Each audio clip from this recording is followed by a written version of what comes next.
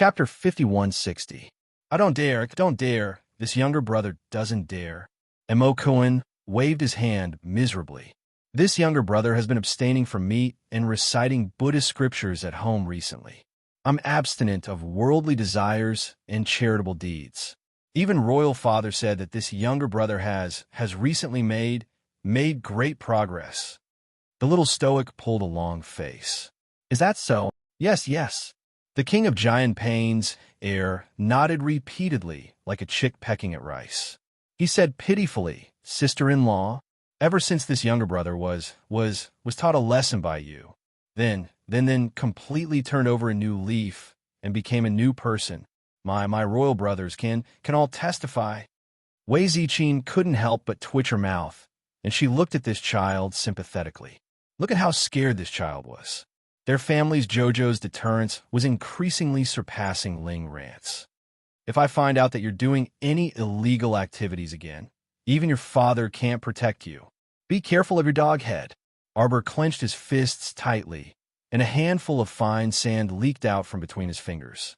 Kun nearly pissed himself in fright, and he scrambled forward while howling repeatedly. Sister-in-law. I swear. I've already been taught a lesson by you, sister-in-law. I won't bully the villagers again, won't do any bad things again. Fuck, Lil sister-in-law is getting scarier. Such a sturdy rock turned into fine sand in a matter of minutes in her small hands. Whoa, how scary. How can elder brothers stand such a shrew? So scary. Women are so scary. Woo, the little crown princess, clapped her hands and waved expressionlessly like she was swatting a fly. Let's go. Thank you, sister-in-law. Prince Mo was scared witless. He covered his head and scurried out of Willow Courtyard like a rat. He reckoned that he would have to take a detour whenever he saw Count Huainan's estate for the next 3 years. It was too scary. It was simply traumatizing. Prince Mo scurried out of Count Huainan's estate with his head in his hands and almost bumped into someone. Hey, little Cohen, what are you doing? Why are you walking so carelessly? You almost bumped into the crown prince. A helpless voice rang next to his ear. Cohen's tease. The crown prince, who was dressed in a brocade robe and had his hair tied up by a jade crown, was staring at him with a serious expression. The crown prince of the Duke of Eternal Peace and the crown prince of the Duke of Linchuan follow behind. The one who spoke was the crown prince of the Duke of Eternal Peace, Mo Lu, who was looking at him sympathetically. He winked at him, telling him to be tactful. Big brother. I didn't do anything. I really don't have one. Mo Lien looked at him expressionlessly. Why do you look so guilty? Did you offend your sister-in-law again? His wife still had to follow his mother-in-law to Count Huainan's mansion on rainy days. She hadn't come back for so long, so he had to pick her up. The crown prince was in a bad mood when he saw Mo Cohen. This fellow was running away like a rat. He must have provoked Charles again. No, big brother. Mo Cohen waved his hand pitifully. Big brother, I've turned over a new leaf. The corner of Mo Lu's mouth twitched. He lowered his head and coughed softly. Elder brother, I see that little Cohen hasn't gone out to cause any trouble recently. You should have learned well. Mo Cohen nodded repeatedly and cast a grateful glance at the crown prince of the Duke of Eternal Peace. Mo Lien looked at him coldly. Have you seen your sister-in-law? Yes, I saw her. She's inside. Mo Cohen hurriedly said, There's a crazy woman. She's hitting my sister-in-law. Big brother, you should quickly go in and take a look. This person's brain went haywire, and he almost bit his tongue after saying that. What? Chapter 5161. Mo Cohen couldn't care that much now. In any case, he was already unlucky enough. No matter what, he had to drag a few more unlucky people down with him. As long as he could successfully divert his brother's attention to others, he didn't care who he harmed. It was fine as long as he was fine. Greetings to the crown princess. Count Huainan stepped forward and bowed to Arbor with a complicated expression. Just based on the behavior of the Prince of Giant Pain's heir, he had a rough idea of this crown princess. She wasn't someone to be trifled with. Otherwise, Why would the Prince of Giant Pain's heir be scared witless and run away? Moreover, which of the people around him wasn't a reputable official in court? But they all respectfully stepped forward to greet her with smiles like a spring breeze. Which one of them wasn't extremely courteous to the crown princess? From this, it could be seen that this expressionless little crown princess was quite powerful. Count Huainon's heart was in turmoil. He lowered his head to look at the weeping Madame Bao and his second daughter. He deliberated and said, "Crown Princess, please forgive my daughter. My daughter is still young and doesn't know the rules. I don't know why she offended the crown princess." "Husband." Madame Bao hugged her daughter and cried bitterly, "Husband, you have to save us. Madame is forcing us to our deaths." Count Huainon coldly swept a glance at First Madame Lu. The latter didn't fear his cold gaze at all. She seemed to be used to Count Huainon's attitude and coldly replied, "Husband, you don't know. When this madam came just now, I saw Second Miss punching and kicking the crown princess through the defensive wall. This is the attitude of an official. Is this the upbringing of Second Madam in our Count Huainon's mansion?" Count Huainon was rebuked by First Madam and was so angry that he couldn't speak for a while. In the end, he only said dryly, "Then you don't have to beat them to death." "Husband, I'm not criticizing you, but there should be a limit to how much you spoil your daughter. Outsiders don't know and think that this madam doesn't know how to teach a concubine's daughter. But you don't know that in our Duke of Huainon's mansion, the daughters of concubines are raised and educated under the feet of concubines. Even madam can't interfere or make the decision." "Madam!" Madame Bao shouted angrily and angrily. "Did I say anything wrong?" First Madame Lu sneered. Today, Fong Mingyue dared to be so impudent and boldly offend the crown princess. Isn't it all because Lord and Second Concubine spoiled her? "Master, look at what Madam is saying." Little Madame Bao was furious. She clutched her chest and shouted, "How can this be caused by me and Master spoiling her? It's clearly, what is it?" First Madam couldn't help but sneer. Could it be that this stupid woman wanted to push all the blame to the little crown princess? She was too stupid, too hopeless. "All right, stop arguing." The Count of Huainon, Fong Xiangue, felt his face burning. With so many officials and colleagues present, his own family was in such a chaotic situation. How could he, the Count of Huainon, show his face? "Crown Princess." Count of Huainon cupped his hands at the little stoic crown princess. "Please forgive my daughter's momentary anger for the sake of Grand Consort Fong." The little crown princess said crisply, "Unforgivable." Wei Ziqing covered her mouth with her handkerchief and coughed lightly to cover the laughter that almost came out. Her miss was a bit adorable no matter how she looked at her. Then she looked at Second Miss, who was kneeling on the ground with disheveled hair and a sorry figure, and felt even more disgusted. Chapter 5162. Count Huainon's old face stiffened slightly before he hurriedly smiled apologetically.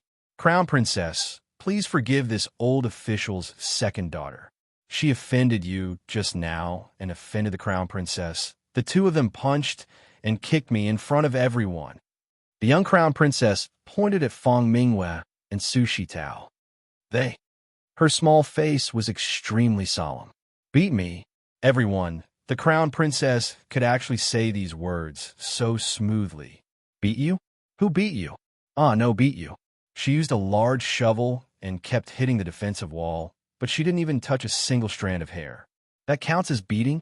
Count Huainon was drenched in cold sweat as he thought, today's matter is going to be troublesome. If the young Crown Princess was unwilling to relent and let his second daughter off, then today's matter wouldn't be so easily resolved. Count Huainon wiped the cold sweat on his forehead as his mind spun. He couldn't help but forcefully explain, "Actually, this matter, you can't completely blame Mingyue." Arbor turned to glare at Count Huainon. "Who else can you blame if not her? If she didn't insist on inviting this crown princess to this willow courtyard to look at some koi fish, how could there be so many troublesome matters?" The young crown princess pointed at Fong Mingyue. "It's her. She was the one who insisted on inviting me over. If Count Huainon could beat someone right now, He really wanted to raise his hand and slap his youngest daughter. Are you stupid? Are you bored out of your mind? Why did you have to provoke such a big figure for no reason? You invited her over, and now you're riding a tiger and can't get off. It's really easier to invite the devil than to send the devil away. Crown Princess, can't she speak herself? Why does she keep asking you to interrupt her? The young Crown Princess waved her hand impatiently, directly interrupting Count Huainon's words. Just now, she hit this princess 168 times. Now, this consort wants to return the favor to her. Do you think this is fair? Everyone looked at the little Crown Princess in bewilderment. They saw that the Crown Princess's little stoic face was brimming with a sense of righteousness and seriousness. Her expression looked very serious. Everyone didn't think much of it and nodded their heads in agreement. There was nothing wrong with that. He had hit the Crown Princess 168 times, so it was reasonable for the Crown Princess to demand that he return the favor. Big bow, the young Crown Prince Consort shouted. A small golem covered in black light emerged from the star field with a whoosh. The moment he landed, his body expanded to the height of an adult. He cupped his fists at Fong Xingui's family and said, "Uncle Fong, sorry for the offense. The Crown Princess has ordered that second Miss Fong be beaten 168 times. Execute it now. Anyone who obstructs the execution will be beaten as well."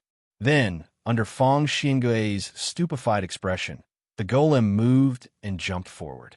Without another word, he picked up second Miss Fong, who was lying in Madame Bao's arms, and punched her chest. Second Miss Fong was hit to the ground, and she curled up in pain. The golem Bao didn't have any tender feelings for the fairer sex, and stood up by grabbing second Miss Fong's hair. Like a sack of rice, she grabbed second Miss Fong in her hands and slammed her left and right. Madame Bao fainted from anger. The maidservants and nannies on the side anxiously called out, "Second madam, second madam, second madam." Fong Xingui gaped at the scene in front of him in disbelief. Chapter 5163. This Crown Prince Consort, in front of him, in front of all the court officials, just like this, treated her daughter like a piece of rag, letting the mechanical puppet swing her back and forth for fun. His old face was so angry that it was distorted, and he was panting heavily. If he could make a decision, he definitely would not let her treat his daughter like this. But now who could help him? Stop. Fong Xingui finally could not hold back his anger. Stop. Tell me clearly, which crazy woman has the guts to hit your sister-in-law? When Mo Yin stepped into Willow Courtyard with a cold face, she immediately saw the situation. The golem de Bao was currently showing off its might in the garden, holding a rag in its hand, and was currently flinging it left, right up, down, and down. There were only dong, dong, dong, dong, sounds that sounded like heads hitting the brick floor, and for a moment people were dazzled. The Duke of Eternal Peace's heir, Mo Lu, could not help but raise his hand to support his forehead. He coughed lightly and said, "Elder brother, this place is so messy. Why don't we go to the front hall and wait for sister-in-law?" At this time, Mo Yin had already silently retracted her leg from Willow Courtyard's entrance. She expressionlessly made an in-sound, "It's so messy, let's go." Mo Kun, this brat, sure enough, nothing good can come out of a dog's mouth. How is this a crazy woman violently beating his wife? Wasn't this his wife teaching some unlucky fellow a lesson? His wife was teaching someone a lesson, so he could not spoil his dear little cutie's mood. He quickly retreated and went to the front hall to wait for her. Mo Kun held onto a large tree with one hand, trembling as he hid behind the tree, only daring to reveal two black eyes. As he looked, he could not help but shudder. Lil's sister-in-law was definitely not to be provoked. Once provoked, she would immediately go berserk. Who the hell could endure this? Your Highness? It's His Highness the Crown Prince. Fong Boy's eyes were really sharp. He caught a glimpse of Prince Mo's figure that was about to leave Willow Garden and immediately called out loudly. As if he had seen a relative he hadn't seen in 800 years, he rushed forward with tears in his eyes and knelt on the ground with a plop. He said in a tearful voice, "I beg your Highness to uphold justice for this humble subject. My second daughter is about to be taught a lesson by the Crown Princess. Your Highness, please give the order for the Crown Princess to stop." The group of old courtiers looked at each other and stared at Grand Duke Fong as if they were looking at an idiot. Was there something wrong with this guy's head? It was well known that the Crown Prince doted on his wife. Who in the entire divine land did not know this? Don't you see that even the Crown Prince doesn't want to get involved in this mess? You actually ran to His Highness to look for trouble. You even dared to ask His Highness to issue an edict to order the Crown Princess to let your daughter go? Did you eat some lofty leopard's guts? You're so arrogant that there's no end to it. At this moment, the little Crown Princess also saw her husband, and her eyes suddenly brightened. When Mo Lien saw Qiao Qiao's expression, he joyfully strode forward and grasped her hand as he said, "Qiao Qiao, Qiao Qiao, did you know that the rain outside has stopped? Since it's not raining, let's go back." Fong Boy looked at His Highness the Crown Prince in astonishment. His Highness did not seem to care about what he said just now. Why did he say something completely unrelated the moment he opened his mouth? If that was the case, could it be that his tearful words just now were all for nothing? Chapter 5164. At this moment, DeBeo had completed his 168th beating. He also released second young Miss Fong and threw her to the side. His gaze then turned to Su Shitao, who was hiding at the side. Su Shitao was about to faint from fright. Her entire body trembled as she cried out in alarm. Don't come over. Arbor, make this beast stay away from me. If you dare to treat me like this, my Prince Zheng's estate will not let you off." How do you want to not let her off? Prince Mo, who originally had a gentle smile on his face, immediately turned ruthless. His cold and sharp gaze shot towards Su Shitao. The latter jumped in fright and almost fell to the ground. Su Shitao's lips trembled, and her entire body couldn't help but shiver. She shook her head and said, "You are Your Highness Crown Prince, I didn't mean it that way." Arbor raised a small hand and ordered DeBeo. "Yes, little master." DeBeo jumped in front of Su Shitao. His metal square face revealed a comical smile at her. "You just beat Master 168 times. According to the rules, all of this should be returned to you. Now, I'm going to beat you 68 times. Are you convinced?" I'm not convinced. I'm not convinced." Su Shitao shrieked. When did I beat her 168 times? The one who beat her through the defensive wall was Fong Mingyue from the beginning to the end. Not me, not me. Master said you beat her, so you beat her." The golem roared angrily. It stretched out its legs and jumped. Its jumping power was excellent, and it quickly pounced in front of Fong Mingyue. Without a word, it picked her up and beat her up just like how it had done before. Su Shitao covered her face and cried out bitterly. She kept shouting, big brother, save me, big brother." The little Crown Princess clenched her fists. She wanted little steel teeth and said nonchalantly, "Beat them up until they have to make a detour when they see me in the future." Annoying. Who had the time to chat with these orioles and swallows every few days? If she couldn't raise them properly, she would beat them up until they were all obedient when they saw her in the future. When the Empress received the news, it was already dinner time. Hearing that the young Crown Princess retaliated against the miss of Prince Zheng's mansion and the second miss of Count Huainan's mansion, she held her chopsticks in a daze. "Empress? Empress?"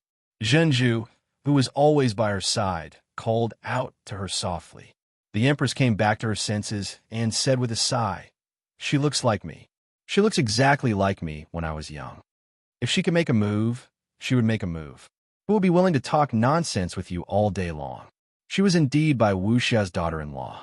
She was still as elegant as she was back then. The corners of the palace servants' mouths twitched. They coughed lightly and lowered their heads without saying a word. "Men, pass on my orders." The Count of Huainan did not teach his daughter well, so he was fined half a year of his salary and suspended from court for half a month. As for the second miss of the Fong family, she actually dared to beat up the Crown Princess and the young imperial grandson in public. Just punish her. Punish her to go to the nunnery to cultivate for half a month so that she can get rid of the evil aura all over her body. Crown Princess, The Fong family sent an apology gift. There are a total of 3 carriages parked outside the palace. The little crown princess was fiddling with a poisonous plant that she had recently cultivated. When she heard this, she didn't even raise her head. Accept it. What apology gift! It was clearly a gift from Fong Luiying to thank her. First, Madame Lu's illness should be getting better. Little Madame Bao followed her weeping daughter to the nunnery to take care of her. When she returned half a month later, eldest Madame's illness should have almost recovered. Chapter 5165. Dad, big brother, boo-hoo. Su Shitao, who was in pain all over his body, lay on the bed and cried while pounding the bed. I don't care. I've been beaten to such a miserable state.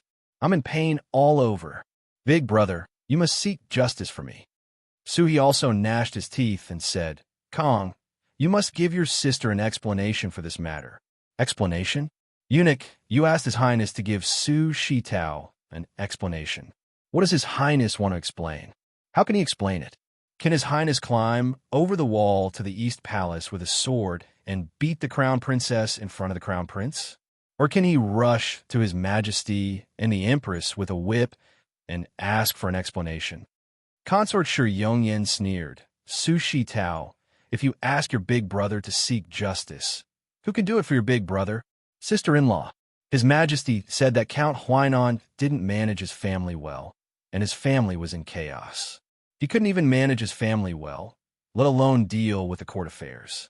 Now, His Majesty personally issued an edict to punish Count Huainan's salary. Not only that, but he also ordered Count Huainan not to attend the court for half a month. Do you know how Count Huainan's unruly girl is now? She was sent to Tia Nunnery by the imperial family to cultivate. His Majesty said that if she can't learn the rules and wash away the hostility on her, she shouldn't return to the capital. Do you understand? Don't return to the capital. Do you think His Majesty doesn't want to punish you? But you're smart enough not to fight with the Crown Princess directly. So His Majesty can't find a reason to punish you. But your brother, your big brother, he was implicated because of you.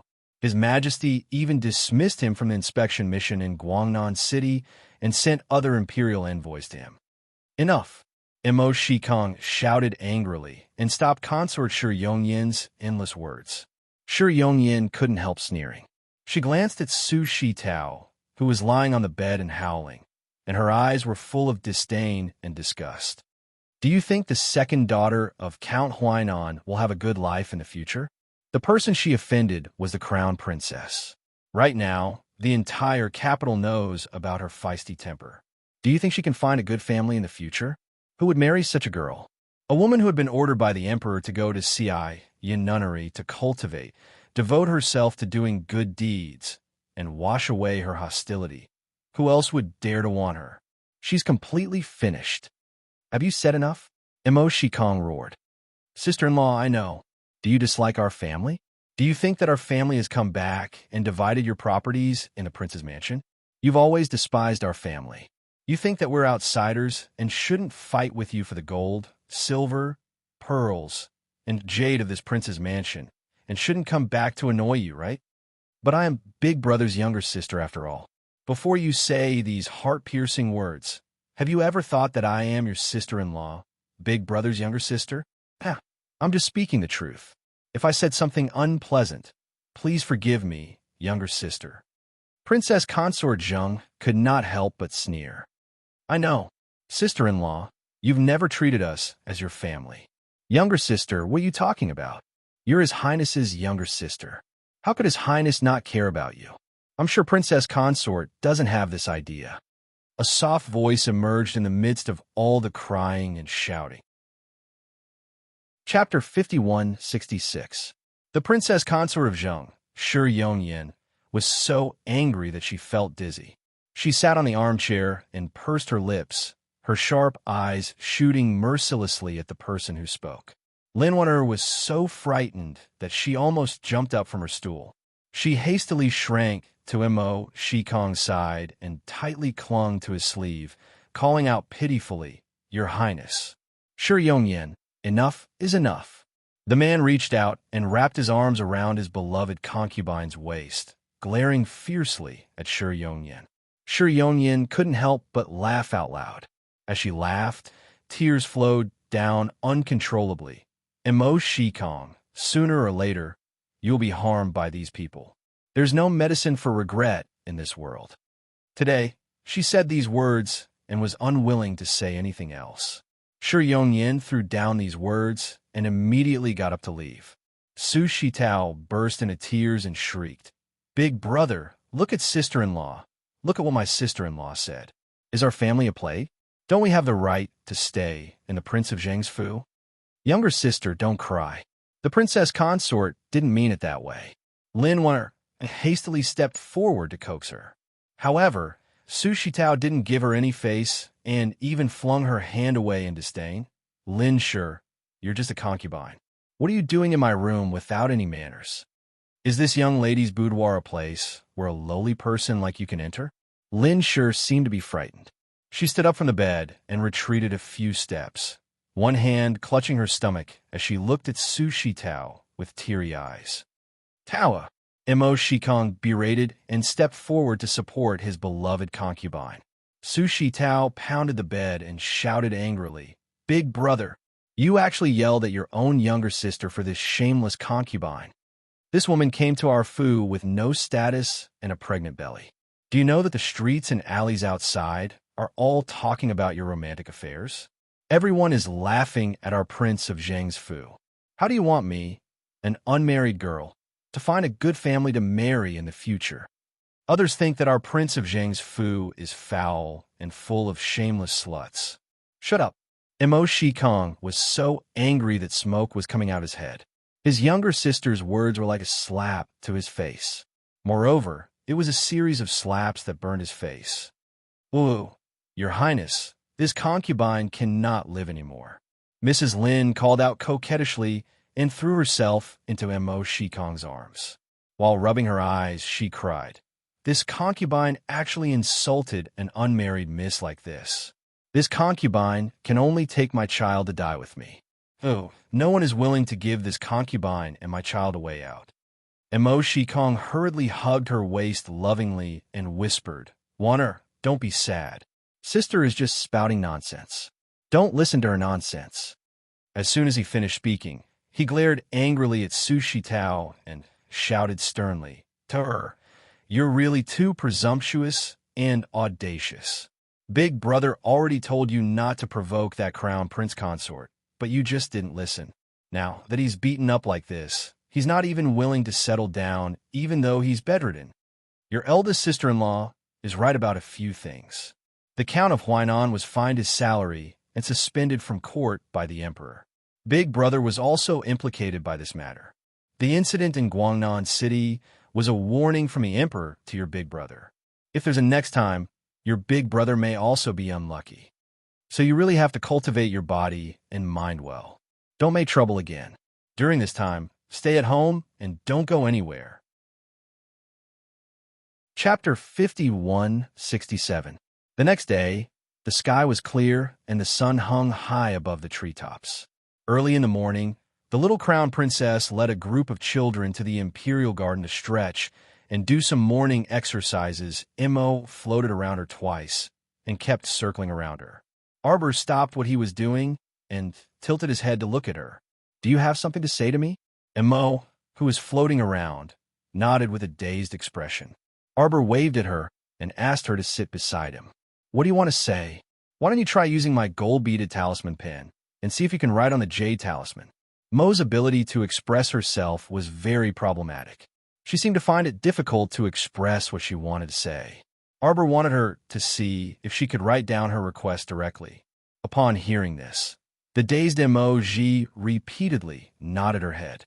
She circled Xiao Mu in circles and finally found a home for her. This soul floated down beside Arbor and held the gold-beaded talisman pen that Arbor took out. Sure enough, she carved a line of small words on the jade talisman. Arbor took the jade talisman and looked at it. He looked at her with a serious expression and asked hesitantly, "Are you sure you want to do this?" The dumbfounded Mo nodded.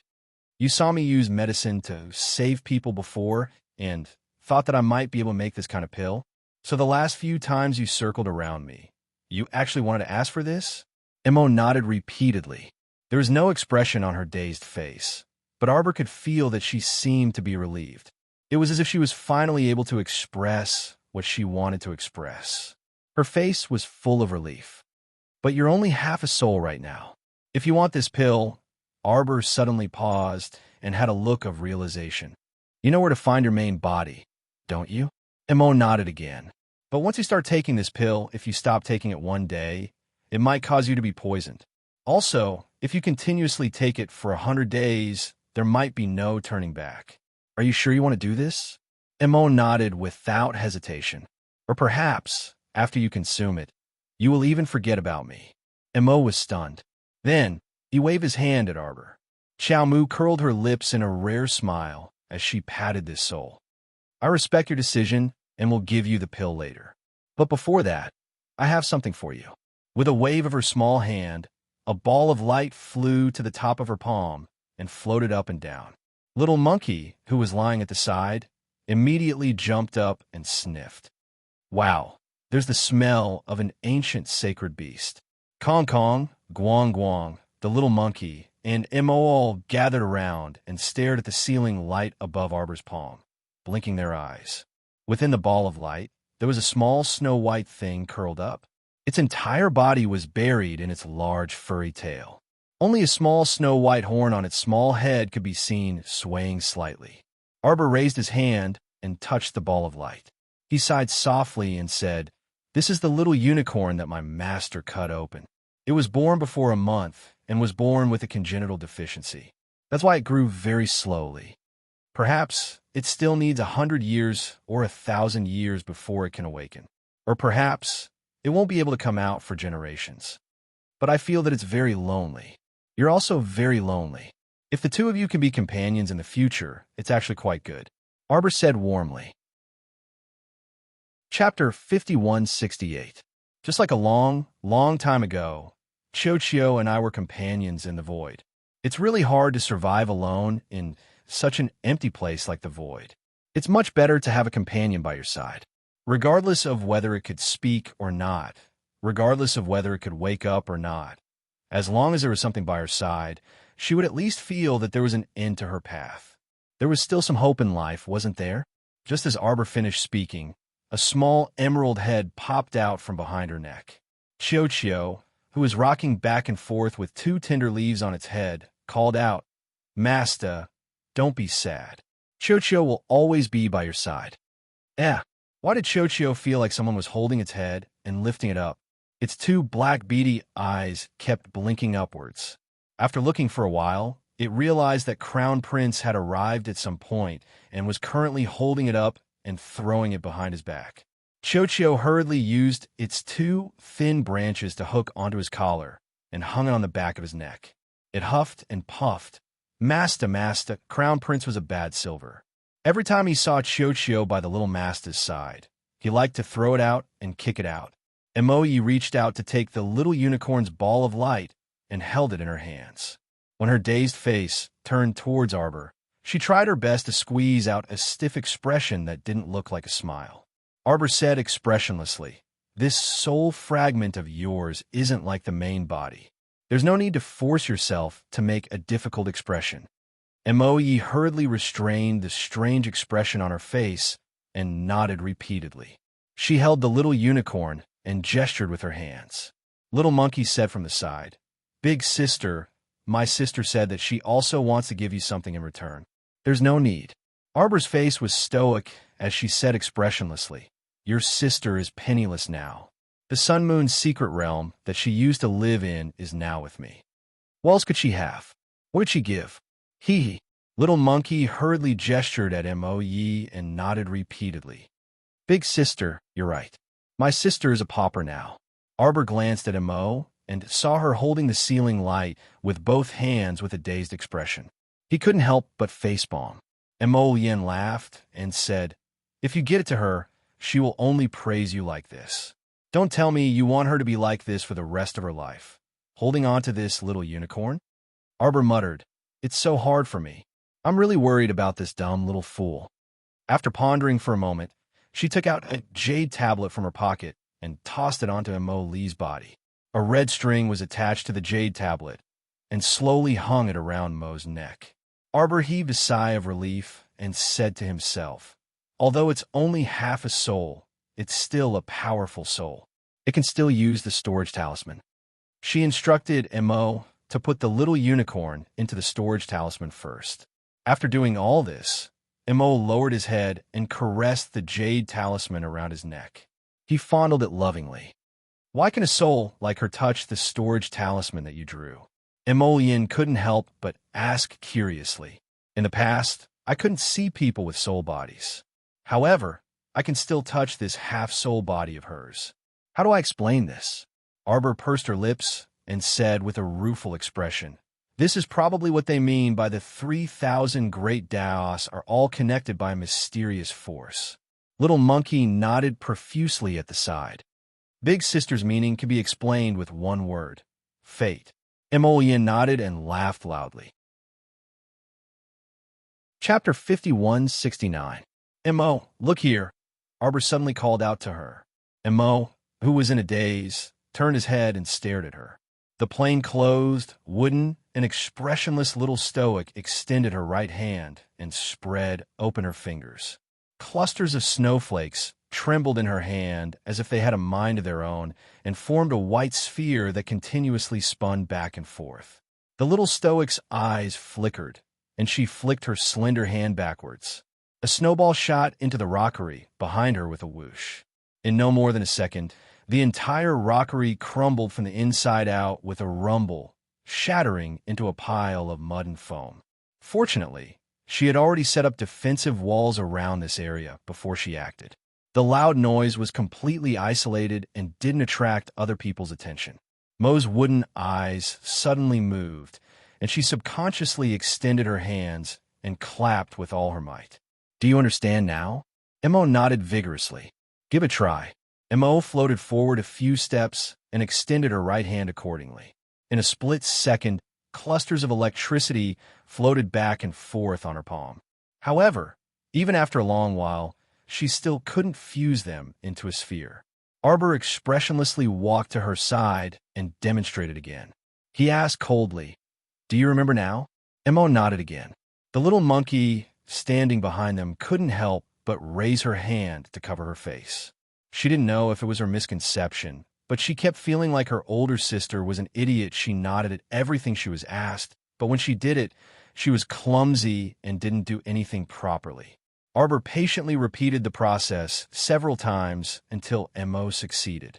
She fused the clusters of electricity in her hand into a small ball of lightning and flew it over, exploding with considerable power from the inside out.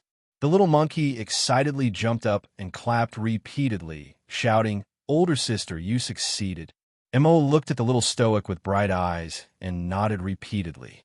She pointed at the small ball of lightning above her palm. However, Arbor merely glanced at her expressionlessly. He reached out and gently brushed aside the snowball in his hand. That snowball rapidly elongated and abruptly transformed into an ice bow. A long ice crystal arrowhead condensed in his right hand. With a single arrow, the row of ground in front of him exploded with a boom, as if millions of arrowheads had split open at the same time and exploded into pieces. Snow explosion spell, explosive arrow. 9 Heavens lightning sword.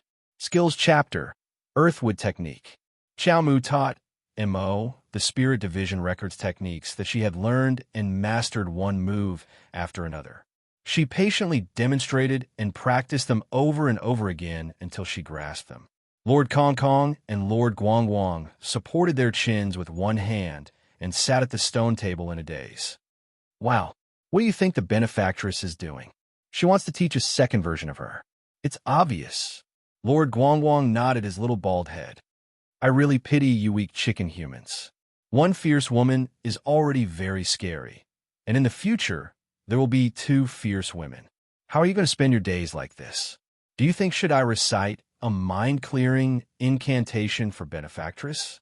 What should we do with such a huge amount of hostility? As he spoke, The slow-witted Mo held a sword that flickered with lightning as he swiftly leaped down from the sky, and his sword seemed to have slashed apart the sky as he fiercely descended to the ground. Everything in this area of the garden was completely destroyed. Everything was reduced to nothingness when the sword fell. Ba, flowers and grass are all living beings. Benefactresses, please don't cause any more destruction. The little monk puffed up his chubby cheeks and nagged very solemnly. Chapter 5170. Little Monkey jumped up and applauded with all his might. Although his sister was a little stupid, she was born with outstanding talent. Even if her intelligence was not high enough, her foundation was still there. In just half a day, she was able to learn so many moves. This was not something an ordinary person could do. Arbor kept his thunder sword and took a step forward. He raised his hand and patted Mo's shoulder.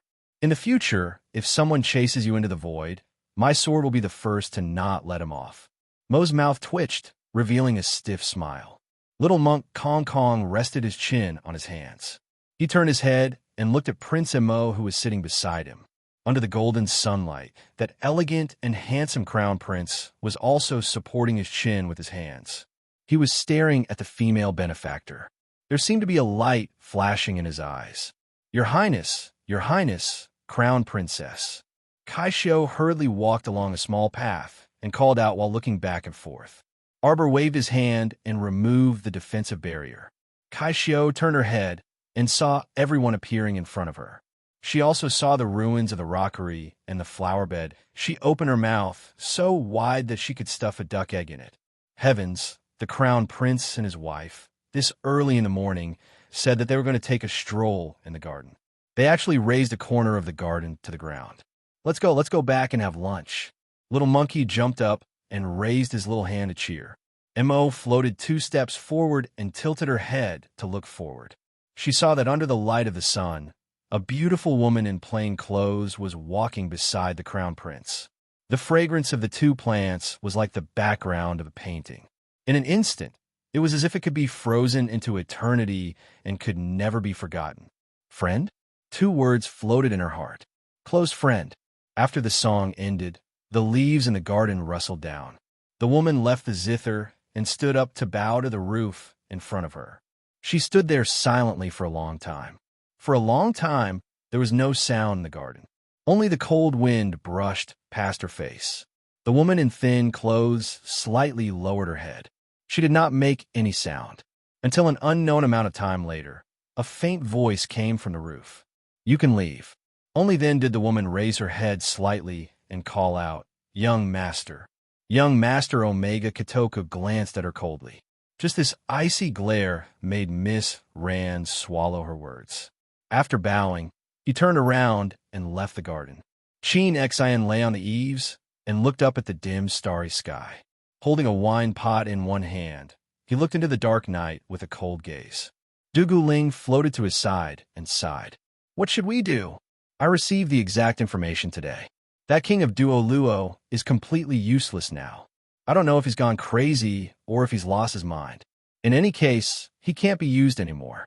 Many of the men we sent out have been encircled by the Crown Prince's men in the past 2 days, and there have been many casualties. Do you think there's a need to continue?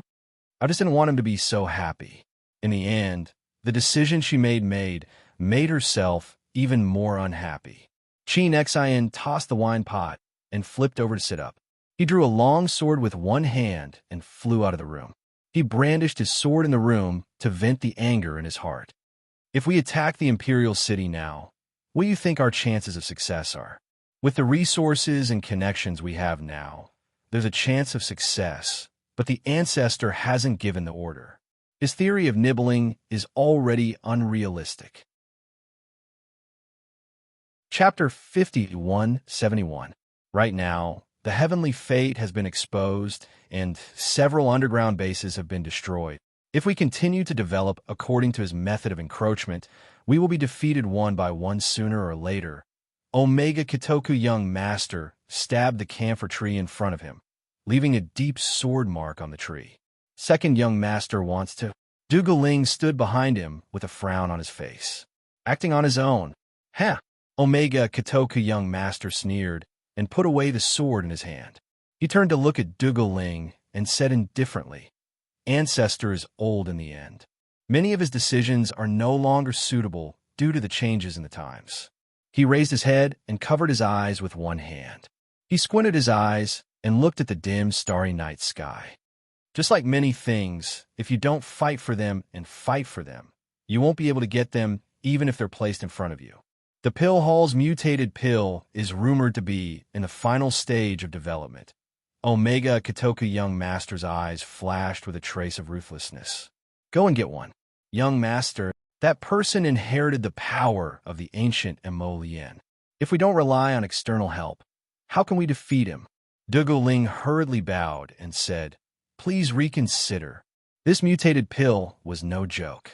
Once consumed, the young master might not have a high chance, but there was a 1 in 10,000 chance that he would turn into a corpse puppet. Of course, with the young master's talent, he didn't believe that would happen. At most, the young master would awaken a special ability. Look at little 5. Isn't he doing well now? Omega Katoka young master smiled faintly. Say, since we're close to him, why don't we try it first? Axin, Dugaling called out helplessly. Chin Xin raised his hand to stop him from continuing and turned to walk out of the garden. Tomorrow at this time, I want to see a level 5 mutated pill. Dugaling was silent for a moment. In the end, he didn't call out to him and watched him leave. The next evening, Eastern Palace. Your Highness, you're finally back. When Kaishio saw the crown prince step through the door, she hurriedly went up to greet him. She hurriedly said in a small voice, This afternoon, after the crown princess received a message from Mechanical Bird, she has been sulking until now. Emolian secretly scolded her father in her heart. She had dragged him to the imperial study to discuss this, and that endlessly. Look, his wife was angry. Hence, he hastily ran inside, lifted the bead bracelet, and entered the inner hall. Sure enough, he saw the little stoic sitting on the bed with a fuming expression. She had pulled out a pillow and was pounding it with all her might. Emolian's heart shuddered nervously for no reason. Could it be that the person his wife was hammering was his true self? He didn't feel that he had offended his wife today. This morning, he only took advantage of the fact that his wife was sleeping soundly and secretly kissed her twice. He shouldn't have been discovered, so why was he beaten by his wife? When Arbor looked up, he saw Jojo's Lotus hesitating as she leaned against the shelf of treasures next to the door. She dawdled and didn't come forward, and her 2 black, beady eyes were looking at him with an aggrieved expression. You're back, the little fellow called out weakly. Wife! Emolian hastily ran over and scooped her into his arms. He had an expression of admitting his mistake. Hit me, don't hit the pillow. This husband came back late today. Hit me hard. This husband will definitely come back on time tomorrow. Arbor glanced at him speechlessly. Chapter 5172. This guy's serious expression, as if he was asking to be hammered, was both amusing and infuriating. Arbor looked down at the pillow on his lap. You think it's you? What did this guy do to have such a guilty conscience? Did he think Jojo was hammering a lotus as soon as he stepped in? Could it be that he had really done something wrong? What did you do today? I didn't do anything. Emolian quickly looked at his wife magnanimously and reached out to grab her small hand, rubbing it against his chest. Jojo, feel it if you don't believe me. Hubby's heart is beating passionately for you. I don't dare to deceive you in the slightest. Arbor's mouth twitched, and he expressionlessly pulled back his hand and pounded the pillow. Did you know? That person ran away. Who ran away? Mu Qingya. Huang, he used a Mechanical Bird to send me a message today saying that she was rescued by someone. Snow Island has also been turned into a mess by someone. It looks like I've reached the end of my days as the island master. Emolian. His wife was angry at him for reaching the end of his days as the island master, but it turned out she wasn't angry at him for returning late. Who saved Mu Qingya? Does Huang Yi know? Huang He sent a message saying that those people didn't act like normal people.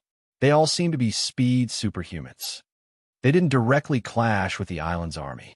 Instead, They used a surprise attack to directly rescue her and then retreated. The little stoic fumed.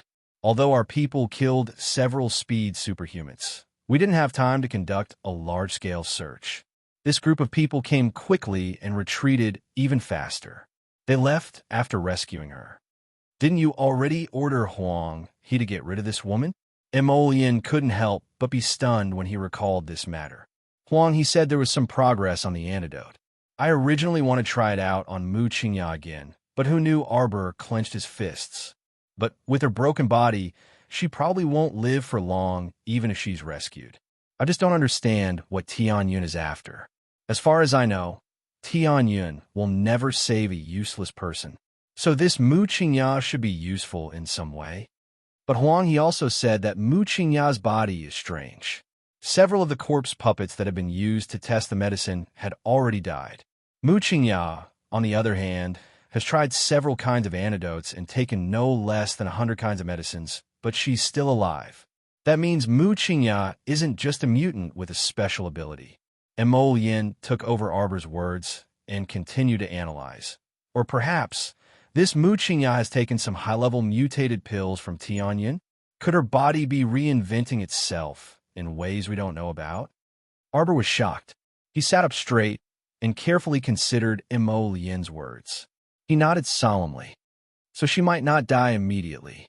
As long as this body doesn't collapse, maybe it can make a comeback. This is only one of our inferences, so it might not be completely correct. Mo Yin held her hand comfortingly. After all, if Tianyun can really produce this kind of medicine that can continuously refine the human body by force, it can create even more monsters that can't be killed. It's impossible for it to continue lying dormant. At this point, the two looked at each other and suddenly said, "We have to have Huang He and the others come back as soon as possible." Chapter 5173. I've already notified him. Arbor clenched her fists. She wasn't sure what this heavenly fate wanted to do next. What effect would kidnapping Mu Qingya have on the big picture? Or was it that Mu Qingya actually had a secret they didn't know about?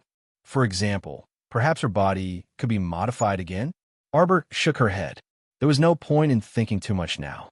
She should summon Huang He and the others back as soon as possible. How's Mr. Su's research going at the small base in Beiwang Valley? Arbor thought of this and hesitated for a moment before saying, "Why don't we invite Mr. Su and the others back as well? We can discuss it with Huang He and the others and see if the two sides can piece together useful information to make progress in research." Mo Yin nodded solemnly. I was also thinking the same thing. I'll have someone inform Mr. Su and the others to set off immediately and join us here.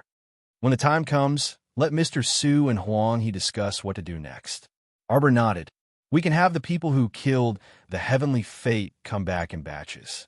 Arrange for them to be gathered at Duan Yu's place first. We'll see when the time comes. Previously, the heavenly fate's people attacked Sangzhou, so they didn't know what they would do next. Arbor hoped that they could deal with the heavenly fate again while ensuring everyone's safety. There shouldn't be much time left for them to use. The heavenly fate's recent actions all indicated that they might not be far from a large-scale outbreak.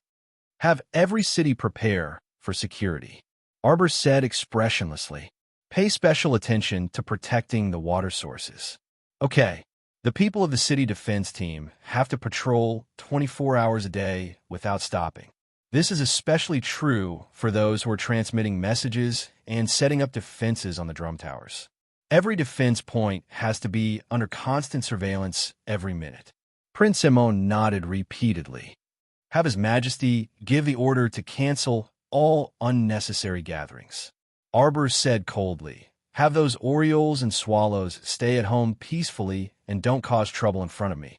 If they have nothing to do, gather them and go dig a moat or build a wall or something. She was not a good-natured person. If she was provoked, she would not give face to anyone. If he told you to dig a canal, you had to dig it. If he told you to build a wall, you had to build it. Don't even talk about a delicate young lady. Even if the heavenly king himself came, you had to build it when Jojo told you to. All right, my wife. I will explain everything to our father. Prince Imo smiled and nodded. He thought to himself, My wife is really awesome. She's so comprehensive in everything she considers. In this way, the workers digging the canals and building the defensive walls would definitely not run out. The rear could be replenished at any time. The next day, a protective notice was posted in the central square. The defense level of Dragon Flame City had been raised to the highest level. Entering and exiting the city gates had to be checked, and the transmission of messages had also begun to become tense. More people were assigned to guard the water source area of the entire city. A smokeless war had been quietly arranged without anyone knowing about it. On the other side, Huang He gathered a group of alchemists on the snowy island and led them to board a large ship. He turned his head and glanced at the island they had stayed on for many days. If there were no accidents, their return to Dragon Flame City this time would be the day when the battle with the Heavenly Fate Empire was imminent. Chapter 51-74. If I don't live, you will die. Life and death were not in anyone's hands. Fairy, we have already followed your orders and removed all the resources on the island. Do you want to burn it? Burn it. Fairy Yellow Crane silently glanced at the snowy island, her gaze landing on a wooden plaque in front of the island. Countless lines of fire flew with the wind and landed on the snowy island, instantly igniting the entire island. Set off. Fairy Yellow Crane raised her hand and shouted. The large ship set sail and sailed into the Forgotten River 3 months later. The entire Qiao residence was filled with jubilation. All the servants were busy inside and outside for the Little Tiger's 100th day banquet. Arbor returned to the Qiao residence with Prince Mo yesterday, planning to stay at home for a while. Recently, her stomach was growing rapidly, and her pregnancy was becoming more obvious. Mother saw that her stomach was so big and nervously followed her around all day, worried that she would bump into something. However, she didn't have any problems. She could still walk as if she was flying, jump up and down, jump over walls, and flip tiles without any problems. She was the clearest about her own body. She checked her pulse 3 times a day, and every time, she was very healthy and normal. The key was that there was still no reaction, and she could eat and sleep. Counting the days, she reckoned that she would be able to meet baby Mo in another 3 months. Thinking of this, she felt happy for no reason. Recently, her husband was so busy that he couldn't even see the sky and earth. Day and night, he was busy dealing with the information gathered from all over the world. Many small fortifications were constantly harassed by the small forces of the Heavenly Fate Empire. Like probing, like provocation, there weren't any obvious movements, but they were always like rats in the gutter. From time to time, they would crawl out and make a bunch of noises. It was very annoying. In addition, a medium-sized matter also happened in the 3 continents recently. There was an organization called Bright Light that was rapidly rising in various large cities in the 3 continents. Especially in the capital cities of the 3 continents, they had established quite a reputation and won over the faith of many people. It was said that this organization specialized in teaching the general public how to deal with the Heavenly Fate Empire. The entire organization worshipped an omnipotent Holy Maiden. Why not? Hearing the 2 words Holy Maiden, Arbor felt like she had eaten a fly. Holy Maiden or Holy Maiden. None of them seemed to be good people. She once again thought of the saintess of the Sun Moon Temple, Nie Yaoguang. She had escaped so quickly. Ever since Du Chunjiang left, it was as if she had disappeared from the face of the earth. She had not been seen again. Now that he thought about it, he missed it quite a bit. Arbor thought to himself as the corners of his mouth curled up into a cold, arc-bright light, using light to illuminate the entire earth. Crown Princess, Crown Princess, Crown Princess. Kai Xiao excitedly rushed in from outside and said with a happy face, Young Master Duanmu, young Miss Qi, and the others have returned. Arbor stood up and walked out quickly. Duanmu Qing and the others had come out of seclusion a few days ago. They had all gone to the western outskirts Eastern Peak Mountain to undergo the heavenly punishment. After Duanmu Qing consumed the holy fruit, he had been absorbing the power of the holy fruit drop by drop. He had been in seclusion in the star field for so long, and he had broken through to the 8th level of Godmaster. His talent was indeed shocking. As for Qi Xianxian and the others, they had all stepped onto the steps of God Realm experts and rushed to the East Peak Mountain to experience the five spirits' reincarnation. These few days, the Doe family head, who lived near the East Peak Mountain, was scared out of his wits. The five spirits' reincarnation tribulation seemed to be free. It was as if it was crazy and kept descending on the East Peak Mountain. Chapter 5175. It was to the extent that after several days, half of the entire East Peak Mountain was flattened by the heavenly lightning and heavenly fire tribulation. The entire Doe family simply wanted to cry, but had no tears. They really didn't expect Duanmu's cultivation realm to also jump so quickly. After eating the holy fruit, it was as if he was assisted by the gods. Arbor cursed inwardly, but her footsteps continued to quicken, and she swiftly ran out of the door. Qi Xuanxuan's group of 7 strode into the court and immediately saw the little stoic dashing toward them with a big belly. Everyone was scared out of their wits by her, and they hastily sprinted forward. They surrounded her and clamored, "Jojo, why are you running? Why are you running so fast? You can't run right now." It's fine. Arbor waved her hand and reflexively rubbed her belly. "You guys don't know, but sometimes when I'm too lazy to move, Baby Mo will even urge me to come out and exercise." Everyone looked at her with indescribable expressions. "It's true." Arbor nodded and rubbed her belly in all seriousness. "Baby Mo isn't like his dad. He's very obedient." Qi Xianxian couldn't help but giggle when she saw her serious expression. She pulled her small hand and said, My Qiao, it's like several years have passed since we parted. I think you've really changed a lot. You guys have been in the Star Domain for so long. It's been several months, right? According to the time, flow 12 times faster. Isn't it several years since we parted?" Qi Xianxian quickly nodded and pulled her small hand, saying, "Don't worry, we won't go anywhere after this." The little girl looked at her with a grin. "We'll just wait for Baby Mo to be born. I want to hug my eldest nephew as soon as possible." "Okay."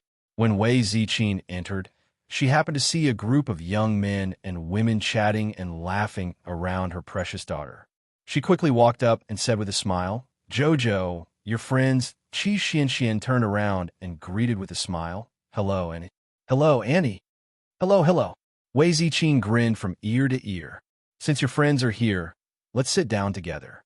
Due to the recent ban issued by the imperial court, no one dared to go out for gatherings or meals. The various families would secretly hold a banquet in their own mansions so that their families could gather together to celebrate. The Qiao residents originally wanted to do the same. They wanted to hold a low-key 100th day banquet and celebrate with their own family members.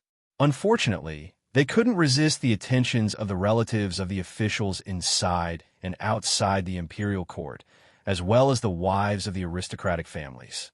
Many honored guests came uninvited, and the ceremonial carriages sped away like a wisp of smoke from the mansion's entrance on Changle Avenue. Even after turning a corner, there was still no end in sight. Fortunately, there were plenty of ingredients in the house, and the servants were diligent, so it wasn't like they didn't have anything to eat at the last minute. As such, the Qiao estate could only go with the flow and host a banquet to invite all the guests. Fortunately, the weather today was pretty good, so the residents set up dozens of banquet tables in the garden. The banquet wasn't very particular. The male and female guests were arranged to sit in the same garden and eat at separate tables. It was very lively. Although second Aunt Rensher came from a low-ranking official's family, she was very generous and appropriate in her dealings with people. She helped Wei Ziqin entertain the female guests. Madame Fong of Count Huainan's estate has arrived. Madame Ren smiled and said to Wei Ziqin, "Eldest sister-in-law, go and greet Madame Fong. I'll take care of things here."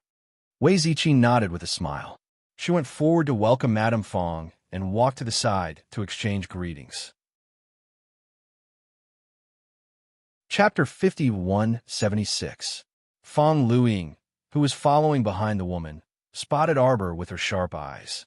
She strode over and said with a chuckle, "Greetings to the Crown Princess." The young Crown Princess nodded slightly and glanced at her mother and Madame Fong. She said, "Madame Fong's complexion looks much better. It's all thanks to the Crown Princess's nourishing food prescription. After so many days of recuperation, my mother's illness has mostly recovered," Fong Luiying said with a smile. "How's your study of basic pharmacology coming along? It's all thanks to the Crown Princess's guidance that I've more or less grasped basic pharmacology. Yesterday, my hands were itchy, so I tried to make a hemostatic pill again. I didn't expect that I would succeed on my first try this time. I even made 2 pills." She had been overjoyed at the time. When she saw the young Crown Princess today, the first thing she wanted to do was share this good news with the little Stoic. The little Stoic nodded expressionlessly. "Since you want to walk the path of pills, you have to continuously study." Fong Luiying hummed in agreement and nodded repeatedly. "I will continue to work hard." Amidst the festive and lively laughter, Saichi hurried over and leaned over to whisper something into the young Crown Princess's ear. The little Stoic's unperturbed expression shifted slightly, and she asked absent-mindedly, "Where is he?" "He's outside. Our people stopped him." "Let him in," the young Crown Prince Consort said with a cold expression. Tianyin actually sent people to deliver gifts to the Qiao estate. Since they dared to send gifts, she, Arbor, wasn't someone who didn't dare to accept them. Following the sound of bright laughter was a familiar face from Arbor. She was dressed in a bright red robe, and her hair was not tied up or tied. She was very confident and at ease as it scattered behind her back. Tianyin Star Picking Hall's hall master, Dugaling. Following him in was a row of people holding red brocade boxes of various sizes. There were about a dozen or so people, and all of them were dressed very jubilantly with red streamers tied around their heads. The guests looked at each other in dismay. At first, they couldn't figure out the situation. "Little Stoic, we meet again." Dugaling smiled and waved his fan. He tilted his head and looked at Arbor. "Long time no see. I missed you. Today is the Qiao Residence's 100th day banquet. Our young master misses you so much that he sent me here to deliver a gift. I didn't know what kind of gifts would suit your taste, so I casually picked some. I hope you like them." Just as the little Crown Princess was about to lose her temper, unexpectedly, the little Stoic expressionlessly nodded and waved her hand, saying, "Put it away." Fuck, this little Stoic truly accepted anyone's gift. They looked at the handsome young man in bright red clothes in front of them. He didn't seem to have good intentions. Why didn't the little Crown Princess teach him a lesson? "Since you gave me a gift, I won't beat you up today." "Scram," the little Crown Princess said expressionlessly. Everyone was speechless. Dugaling restrained himself, and his mouth secretly twitched. Soon after, he coughed lightly and said, "I have a special gift for you. Do you want to see it?" Arbor's small Stoic face stared coldly at him with her grape-like eyes. "Tell me everything in one go. So much nonsense, and so clumsy in giving gifts." It was annoying. Dugaling coughed and opened the lid of the box, revealing 2 bloody fingers. Everyone jumped in fright and cried out in alarm. The little Stoic's eyes chilled, and in the blink of an eye, she opened the thunderclap sword and held it in her hand. Her icy voice seemed to spread out from the depths of hell. "Are you seeking death?" Chapter 5177. No, don't hit me first. Take a good look at whose finger this is." Dugaling cried out with an aggrieved expression. "This is truly a special gift, Stoic face. Take a good look." The little Stoic couldn't be bothered to look at those 2 bloody segments. She only felt that they stung her eyes. This guy dared to do this at her little nephew's 100-day banquet. If she didn't beat him to death, people would think she had a good temper. Unexpectedly, Dugaling took a step forward and insisted on showing her the brocade box. "Quickly take a look. Quickly take a look. This is the finger of your great enemy. It's true. It's true. I'm really not lying to you. Take a look." Arbor paused in his action of slashing with the thunderclap sword, and a faint, sharp glint flitted through his eyes. "Muchingya." When she spat out these 3 words, her chilly voice fell into everyone's hearts. They intuitively felt like a string of ice beads rolling into a bead tray, crisp and clear. Her first thought was Mu Qingya when it came to her great enemy. There weren't many people in this world who could be considered her great enemy. The only one who escaped recently and fell into the Heavenly Fate Empire's clutches was this person. However, she saw Dugu Ling looking at her with a grin and an approving expression. I knew the little stoic was the smartest person in the world. Could it be that he really guessed correctly? Arbor's gaze shifted slightly, but his small face didn't show much emotion. The youngster said that he also didn't know that the old man would send people to kidnap Hallmaster Mu. In his heart, he felt very apologetic. Stoic, we didn't send people to do this. The little stoic looked at him expressionlessly. You ran here especially to explain this matter? Even if you didn't do it, it was your Heavenly Fate Empire. You're all jackals of the same lair. When the two words Heavenly Fate Empire entered their ears, all of them exhaled in unison. They all looked incredulous as they glared at Dugu Ling. This red-clothed young, sir, was actually a person of the Heavenly Fate Empire? Currently, His Highness had already ordered a manhunt for people of the Heavenly Fate Empire in the entire Dragonflame City. Who would have thought that this young master's guts would be so bold? As a person of the Heavenly Fate realm, instead of hiding at home, he actually dared to appear at the Qiao Estate's 100-day banquet. He even bowed so much to the Crown Princess. Everyone couldn't help but look at the young Crown Prince Consort in puzzlement. They all secretly thought the Crown Prince Consort and this young master of Tianyin seemed to be very familiar with each other. Could it be that they are acquaintances or even friends? Everyone stole a glance at the young Crown Princess. Seeing her cold expression, they did not dare to make any wild guesses. As for everyone's suspicions and guesses at the banquet, it had absolutely nothing to do with the little stoic. What other people thought had nothing to do with her, and she was never someone who cared about how others looked at her. However, what annoyed her the most was Dugu Ling's real intention for coming here to deliver 2 bloody fingers. You can't just barge in, you can't barge in. Outside the courtyard, several servants' shouts could be heard, accompanied by the sound of hurried footsteps. Stop! The royal guards standing guard around the Qiao estate promptly appeared at the courtyard's entrance and blocked the group of people who were hurrying over. How dare you block our holy maiden's path? Go away! Following that shout, the 2 guards of the Qiao estate were sent flying through the air with a slap, crashing straight towards the banquet. All the guests couldn't help but gasp in surprise. Chapter 5178. Just as the 2 men were about to crash onto the banquet table, 2 black figures suddenly appeared and swiftly grabbed the legs of the 2 guards. Both of them jumped back and steadied the 2 guards. Only then did everyone let out a collective sigh of relief. The 2 guards were a little frightened. Even though they had steadied themselves, their faces couldn't help but turn pale. Someone's here to cause trouble. Dugu Ling hurriedly moved to the side and patted his chest, pretending to be frightened. The little crown princess turned to look at the arched entrance of the court with a frosty expression. She saw a group of people crowding around a white-clothed woman, weapons in their hands. All the guests hurriedly stood up and gathered towards the center. Everyone looked at these uninvited guests with an indescribable panic. The atmosphere was suddenly filled with a tinge of tension. Both sides silently raised their guard. Jojo, second aunt, Ren hurriedly pulled on her sleeve and looked at the intruders with surprise. Who are you people? Why have you barged into our Qiao estate? Qiao Zhongbong and second Uncle Qiao also asked with a cold expression. Who are you? State your name. This is our holy maiden of Zhaowang. A woman in a green dress with a cold expression strode to the front of the group and coldly glanced at everyone. She raised her chin high and spoke slowly. The holy maiden is here. Why hasn't anyone come forward to greet her? Everyone looked at each other, their eyes revealing an expression of looking at an idiot.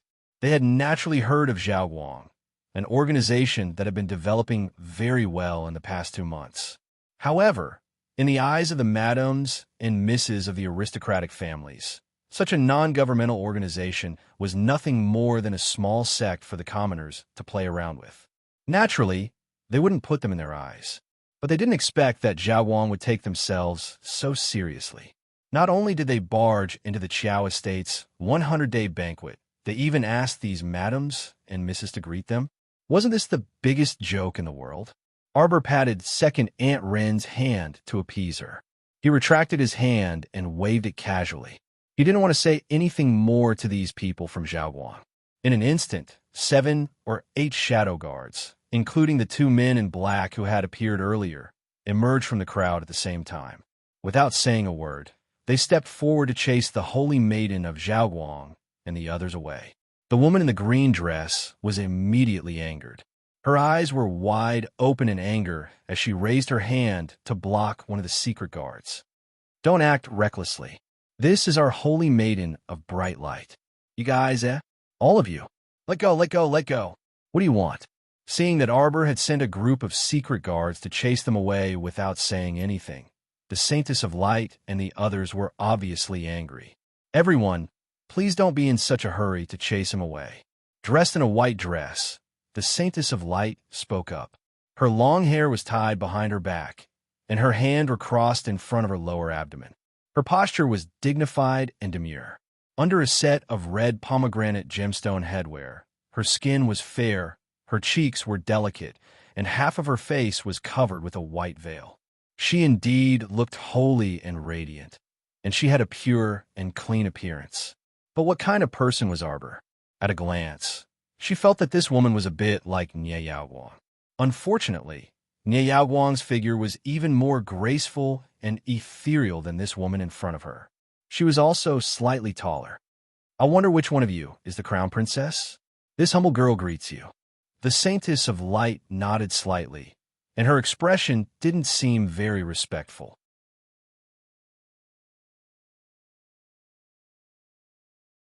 The thunderclap sword emitted a light, screeching sound, as if it sensed something.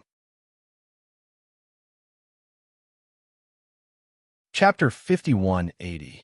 As the Holy Maiden's closest maidservant, the woman in the green dress was clearly already completely dumbstruck. No. Was there something wrong with this crown princess's brain? If a normal person was exposed to be involved with a public enemy, the evil sect, they would definitely give a proper explanation. Who knew this person actually didn't explain at all? Not only that, but she even openly provoked the Holy Maiden and spoke such harsh words to their Holy Maiden. Was this the reaction a normal person should have? Wasn't she living too recklessly? Didn't she completely disregard what everyone present was thinking? The Holy Maiden didn't seem to expect the little crown princess to have such an odd reaction. After being dumbfounded for several seconds, she reflexively took a step back. She gazed at this stoic-faced crown princess warily. What do you want? Didn't I already give you a choice? Shut up. Arbor kicked out a sandalwood stool in front of her, which directly crashed into the Holy Maiden's face. The Holy Maiden jumped in fright and hastily turned around to dodge. But the instant she turned around, she froze on the spot. There was no other reason other than the little stoic crown princess, who was standing behind her and kicking the stool away, actually appeared in front of her now. She was still standing behind her just now. The Holy Maiden hastily looked back and saw that the little crown princess had long disappeared from her original position. Teleportation. This crown princess could actually teleport? The Holy Maiden was alarmed. The two were so close that she reflexively shrunk back in fright. However, she had just shrunk back a step when that crown princess spread her fingers and pinched her neck. From the looks of it, he was going to break her neck. Don't mess around. The Holy Maiden shrieked and hastily covered herself with a defensive barrier. The little crown princess's fingers abruptly passed through her defensive barrier. Everyone saw it clearly. The crown princess's 5 slender fingers really did pass through the Holy Maiden's defensive barrier. Just as her 5 fingers were about to grab the other party's throat, she saw a strong force coming from behind. Zhaoguang was involuntarily pulled back by a fierce force and fell to the ground with a loud bang. He rolled back several times before barely stabilizing his body. Arbor turned around and saw a middle-aged woman with a cold expression standing in front of him. She had her arms crossed and was looking at him coldly. Aunt Fei, are you crazy? How can you treat our saintess like this? The woman in the green dress couldn't help but scream. She rushed forward and helped the saintess up. Zhao Guang was dragged back by the middle-aged woman, and his body fell heavily to the ground. Just now, she had hit her waist. Now, with the help of her personal maidservant, Han Su, she stood up. Her entire face was distorted from the pain. Fei Gu said coldly, "If I didn't do anything, the saintess would already be a dead person. Supper. Xiaoye is here. Kill them all. Kill them all," Arbor said coldly. Everyone felt as if their hearts were being hammered by a huge hammer. They couldn't help but shrink their necks. Oh my God, this is the result of provoking the little crown princess. The little crown princess was the kind of person who could go berserk at any time. They couldn't afford to provoke her. Crown princess, please wait a moment. The middle-aged woman, Aunt Fei, hurriedly said, "You people of the Holy Maiden are in charge of everything. How dare you meddle with our crown princess? You can't blame anyone for your own death." Chapter 5181. Aunt Fei got into a defensive stance, and a spiritual aura appeared in her hand as she shouted, "Crown Princess, please think carefully. This is your nephew's 100-day banquet. Could it be that you want to spill your blood over the 100-day banquet?" The young Crown Princess paused for a moment. She turned her gaze and saw the round, chubby, and adorable little fellow in Xiao Yao's arms. The recklessly flashing lightning on the thunder crash sword slowly subsided. Arbor stared coldly at the radiant saint and the others. "I'll give you 1 minute to pack up and get out of my house immediately. In the future, if I see you swindling people on the streets again, don't blame my sword for being merciless. We're here to look for Tianyun." Before the radiant saint could finish speaking, Aunt Fei covered her mouth. The latter cupped her hands towards the young crown princess with a serious expression. "Crown princess, please forgive us. Radiant Saint has no intention of opposing the crown princess. Our standpoint is actually the same as yours." The young crown princess sneered. "The debts between Tianyun and I are still vivid in our minds. We will ask them to pay us back one by one. As for you, it has nothing to do with me in the first place. It's best if we don't interact with each other. If any of you insist on provoking me, I will let you know how red tomorrow's flowers will be, how beautiful tomorrow's sunset will be. Why aren't you scramming?" The young crown princess coldly shouted with a stoic expression. Aunt Fei took a deep breath and nodded slightly. Just as she was about to drag the radiant saint away, she suddenly heard a strange roar from behind. They all turned their heads to look, only to see a rotten face suddenly appear behind them. The guests who saw the corpse puppet's rotting face screamed in unison and retreated in panic. Although they were still very far away from the corpse puppet at the arch door, the corpse puppet's face really gave everyone a fright. Suddenly seeing such a thing, no one would be in a good mood, especially when that thing actually pounced forward and wrapped itself around a member of the Radiant Light. The bright light female disciple screamed in fright, her face almost sticking to the corpse puppet. The madams and young misses almost fainted when they saw this scene. Putting themselves in their shoes, if it was their true body that was in close contact with this corpse puppet, they would be scared to death. He could not help but sympathize with that female disciple of the Bright Light School. This woman looked to be in her early 20s, yet she was bitten by a corpse puppet. Her life was over. How pitiful. "Quick, pull this thing away, quick!" Saintess Zhao Guang said angrily with a cold face. More than 10 male and female disciples of the Radiant Light sect took out unique iron hooks from their inner worlds and threw them out in unison, hooking the corpse puppet from all directions. The iron hook pierced through the skeleton's limbs and firmly hooked onto it. Because the corpse puppet's 2 arms were hooked by several iron hooks, it finally let go of the woman it was gnawing on. "Oh my God, it's already gnawed beyond recognition," a madam from an aristocratic family blurted out. Everyone looked over and saw that the Radiant Light female disciple who was being gnawed on by the corpse puppet just now was lying on the ground on the verge of death. Her nose seemed to be gasping for air. It looked like she was about to die. Chapter 5182. From beginning to end, the young crown princess merely watched this scene with a detached eye. Now that he saw the female disciple lying on the ground with her mouth slightly open, as if she was having difficulty breathing, he only glanced at her coldly. Heavenly Fortune. It's the Heavenly Fortune Hall's people who brought the zombies here. A radiant light disciple unsheathed the sword at his waist and pointed it at the innocent-looking red-clothed man, yelling sternly, "Kill him! Kill this Heavenly Fortune Hall's head! It's him! It's this scourge who's harming people!"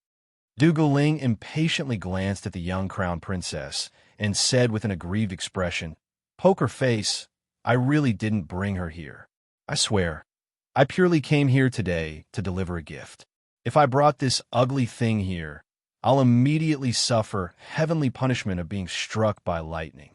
Dougal Ling raised 3 fingers above his head and swore with conviction and conviction. Arbor coldly glanced at him, then shifted his gaze to that female disciple. "Come, seize them all. This princess has changed her mind. These people repeatedly came to her residence to cause trouble. If she didn't deal with them on the streets, then anyone could come to her Qiao estate to cause trouble in the future. There really wasn't the slightest bit of discipline. Furthermore, their acting was so fake and lousy that she really didn't have any interest in continuing to watch. If you wanted her to explain things to others, it would take a lot of effort. She didn't even want to think about it. She simply didn't waste words with you when she gave orders. "W, what do you want to do?" The radiant light, holy maiden, couldn't help but panic, and she vigilantly stared at Xiao Ye's entourage, who were approaching step by step. "Don't mess around. I'm warning you. Crown Princess, as expected, you colluded with the Heavenly Fortune Hall long ago," the radiant light, holy maiden, said angrily. "Otherwise, why would the Heavenly Fortune Star-Picking Hall's Hall Master come to the Qiao estate to deliver gifts for no reason? Tell us. You should give everyone an explanation. I see that you two have a good relationship. Don't tell me that you two are close friends." The Holy Maiden of Light asked harshly. Her eyes under the veil looked very righteous. Aunt Fei frowned. Just as she was about to say something, the green-dressed maidservant Han Su rushed forward and shouted, "Saintess, please take out the holy fruit and save our suffering sisters." As soon as she finished speaking, the surrounding bright light disciples all knelt down, throwing their iron hooks on the ground and throwing their weapons aside. They formed a circle and kowtowed to the bright light Holy Maiden. "Holy Maiden, please save our suffering brothers and sisters. Saintess, please save us. Saintess, please save us." The guests looked at each other in dismay, not knowing what was going on. Logically speaking, the female disciple of the Radiant sect who was lying on the ground had been bitten to this extent by the zombie. Why were these people kneeling on the ground and praying to their holy maiden to save her? Everyone knew that after being bitten by a zombie, there was a 10% chance that they would turn into a monster. There was no way to save them. If there really was a medicine in this world that could save people bitten by a zombie, then this monster wouldn't seem so scary. However, they saw their saintess looking at them with a compassionate expression. She sighed and said, "My pitiful brothers and sisters of bright light, you have devoted yourselves to the cause of exterminating corpse puppets and saving the world. As the Radiant sect's holy maiden, I will not let my brothers and sisters bleed in vain and die in vain. As long as there is a glimmer of hope to save you, I am willing to do anything."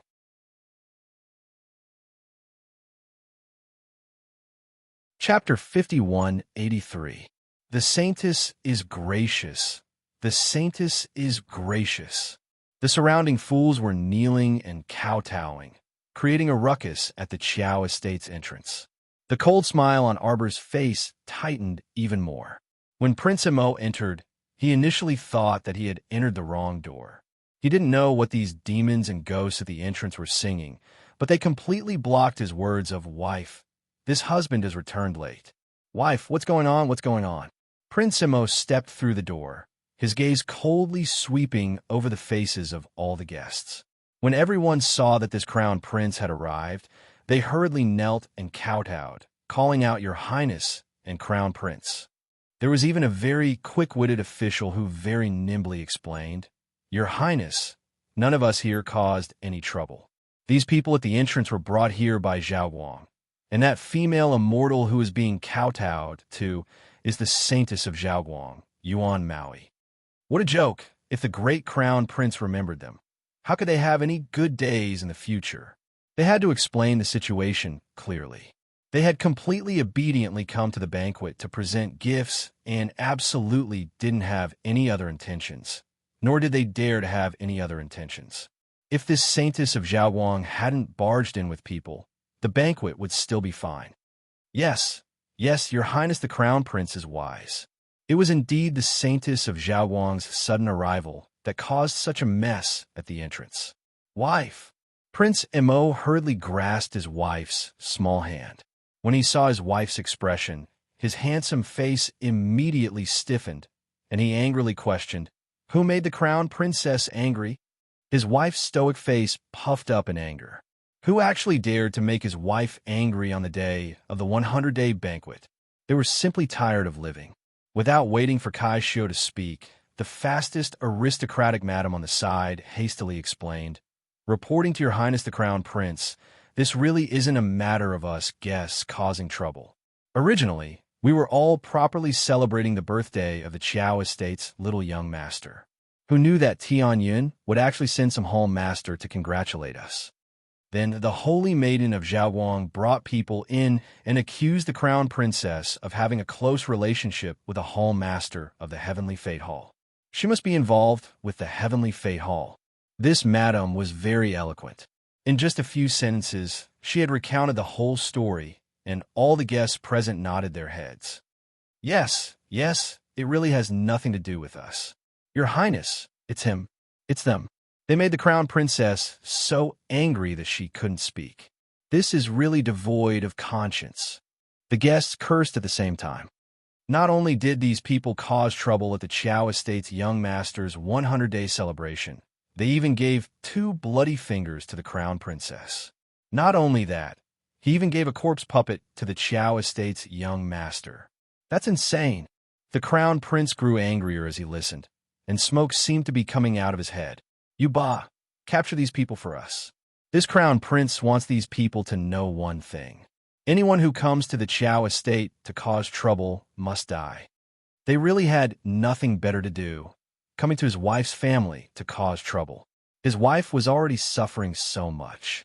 She was pregnant, yet she still had to be tormented by these bastards. They deserved to die. Wait.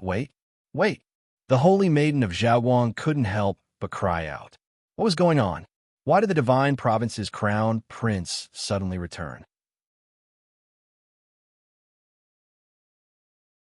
Chapter 5184.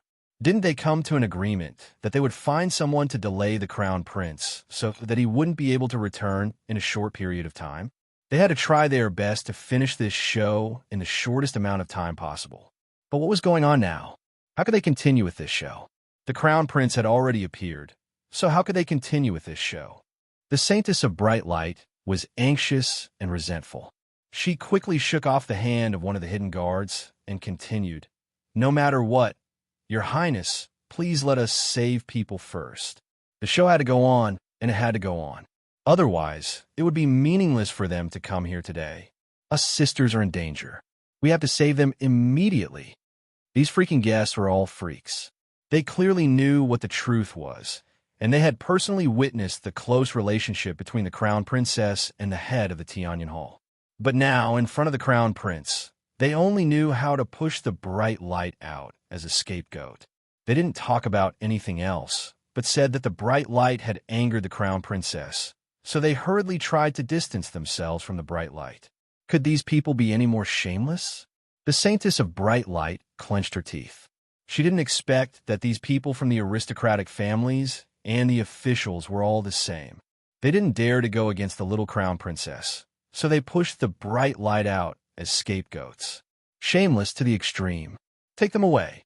Mo Yin waved his hand impatiently, and more hidden guards bounced out from the 4-sided horn canopy, forcibly expelling the Radiant Light group's group of people. The Saintess of Bright Light and the others struggled and shouted, "What are you trying to do? Are you not even giving us a chance to save people? Let go, bastards. Don't use your status and power to bully good people like us."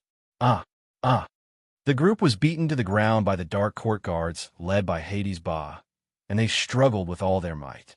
As the two sides were in a stalemate, the Saintess of Bright Light struggled to climb out of the crowd.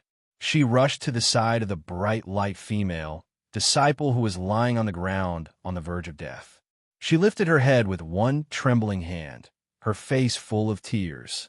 Just as a secret guard rushed up, the Saintess of Light suddenly raised her hand and revealed a small white jade porcelain bottle in front of everyone. She shouted, "I have a way to save this sister who was bitten by the zombie. I really need a way." Arbor stared coldly at the woman in front of him with a gloomy expression. Saintess Xiaoguang also knew that her acting was quite stiff. According to reason, if these shadow guards hadn't come up to disturb the situation, it should have been the various disciples of Zhao Guang crying bitterly and begging her to save this sister. Then she thought about it again and again. Considering the big picture, she reluctantly took out the porcelain bottle to save him. But now, after being beaten up by these people, she had no choice but to jump to the last step. She raised the porcelain bottle in her hand and shouted. Everyone's gaze was naturally focused on the porcelain bottle in her hand. The Saintess of Bright Light took a deep breath and poured out a pure green crystal fruit from the bottle. She held it in her hand and showed it to everyone. This is the one and only holy fruit in the world. It's the spirit of all trees, the holy tree, the fruit that it bears. It can cure all poisons in the world, including zombie poison. Following the Saintess of Radiant Light's every word, Xiao Mu's eyes instantly turned into two icy, deep pools. Chapter 5185. This holy maiden of Xiaoguang actually said that her porcelain bottle contained holy fruit? She really couldn't help but ask her a thing or two. If the holy tree of all wood was in the hands of this holy maiden of light, then what was Qiuqiu in her star domain? If the holy maiden of light was the one who controlled the holy wood, then what was the origin of the holy wood that Sir Jojo comprehended? What a joke! This holy maiden of light actually came to her and said that she had a holy fruit? The green fruit that she took out was indeed somewhat similar to the holy fruit that Qiuqiu gave her. However, the fruit that Qiuqiu gave her was furry and emerald green. The one that the Holy Maiden of Light took out was as smooth as a mirror. Although it was green, it didn't give off the feeling that it was full of vitality. Arbor stared coldly at the Holy Maiden of Light, who was kneeling on one knee on the ground. Her eyes seemed to freeze with ice.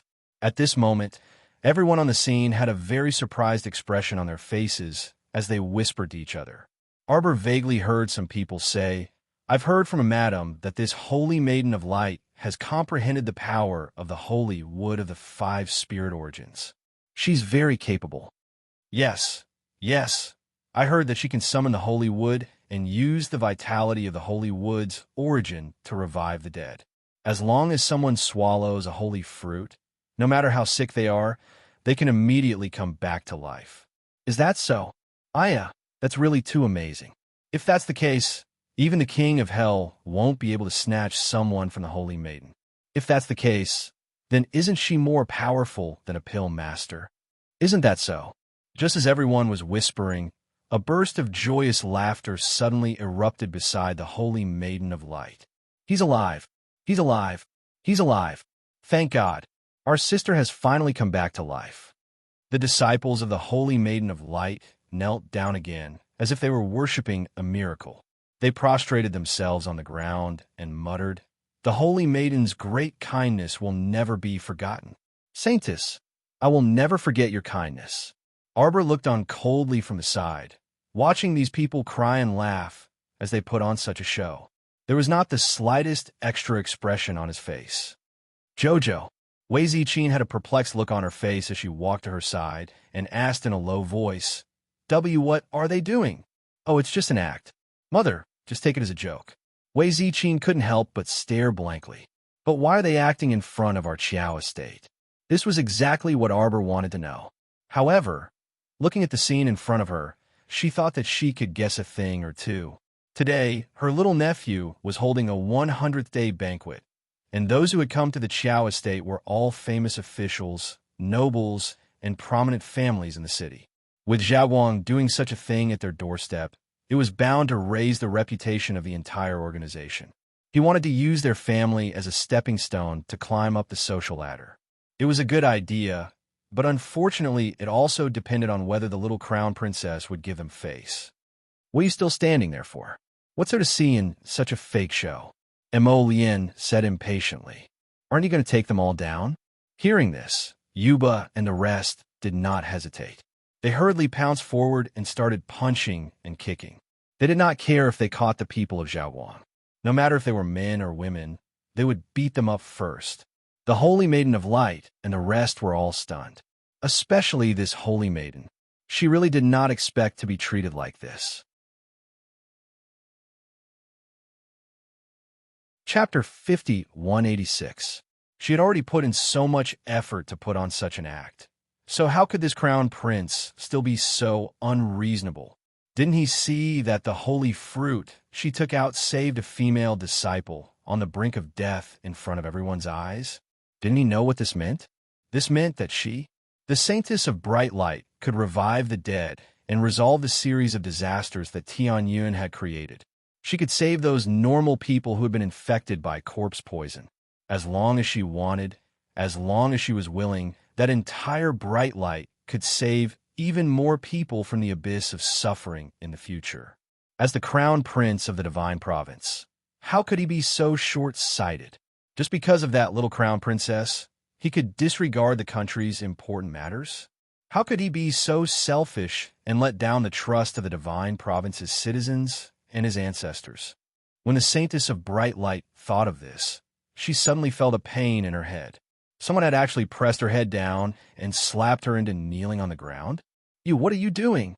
The Saintess flew into a rage, and her body couldn't help but twist back and forth in their hands.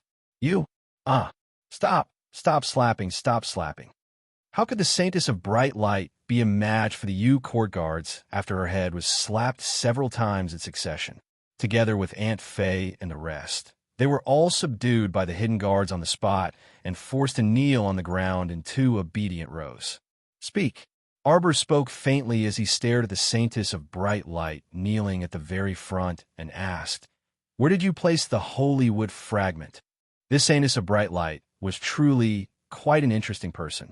She came to the door herself and allowed the sapling Chio to sense a bit of the power of the holy wood in her body. Indeed, the Saintess of Bright Light didn't lie. She had indeed used the power of the spirit of the holy wood. Unfortunately, it wasn't as she had boasted, that she had comprehended the power of the wood spirit's origin on her own. Just like how the Holy Water sect had borrowed the power of the holy water back then, this Saintess was also the same. Borrowing and comprehending on one's own were definitely completely different. Chio told her, through divine sense, that the holy wood fragment was not with the Saintess of Light at the moment. Its aura was faintly discernible, so it should have been hidden by the scheming Saintess. I don't understand what you're talking about. Saintess Zhao Wan's heart trembled slightly. She opened her mouth and said this. Arbor didn't waste any more words with her and shot a look at Yuba. The latter nodded and lifted the Bright Light Holy Maiden up. He called out to his brothers of the Nether Court guards to take down the men and women of the Bright Light Holy Maiden and drag them out of the door. From the looks of it, there was an 80% chance that everyone here was going to be imprisoned. Only then did those people from Zhaowang shout out in panic, Don't! Your Highness, Crown Princess. We are Zhaowang's people, no, not Tianyun's. That's right, Your Highness the Crown Prince. We are the sects that are fighting against the heavenly fate together with the people of the divine land. You can't do this to us. There are only so many of us for our holy fruit. You can't arrest us. You can't drag us into prison. That's right. We are the Saintess. Io. The noise was quickly silenced by a few kicks from the underworld court guards. The hidden guards didn't care whether they were making a fuss or not. After all, they had received His Highness the Crown Prince's orders and only cared about dragging them out. Chio's last fragment is related to this woman. She can't die for now.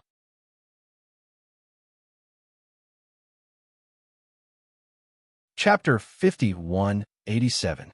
Moreover, the origins of this woman and her organization were quite suspicious. They had to be thoroughly investigated. When Xiao Mu turned around to look, she saw that Dugu Ling had left at some unknown time.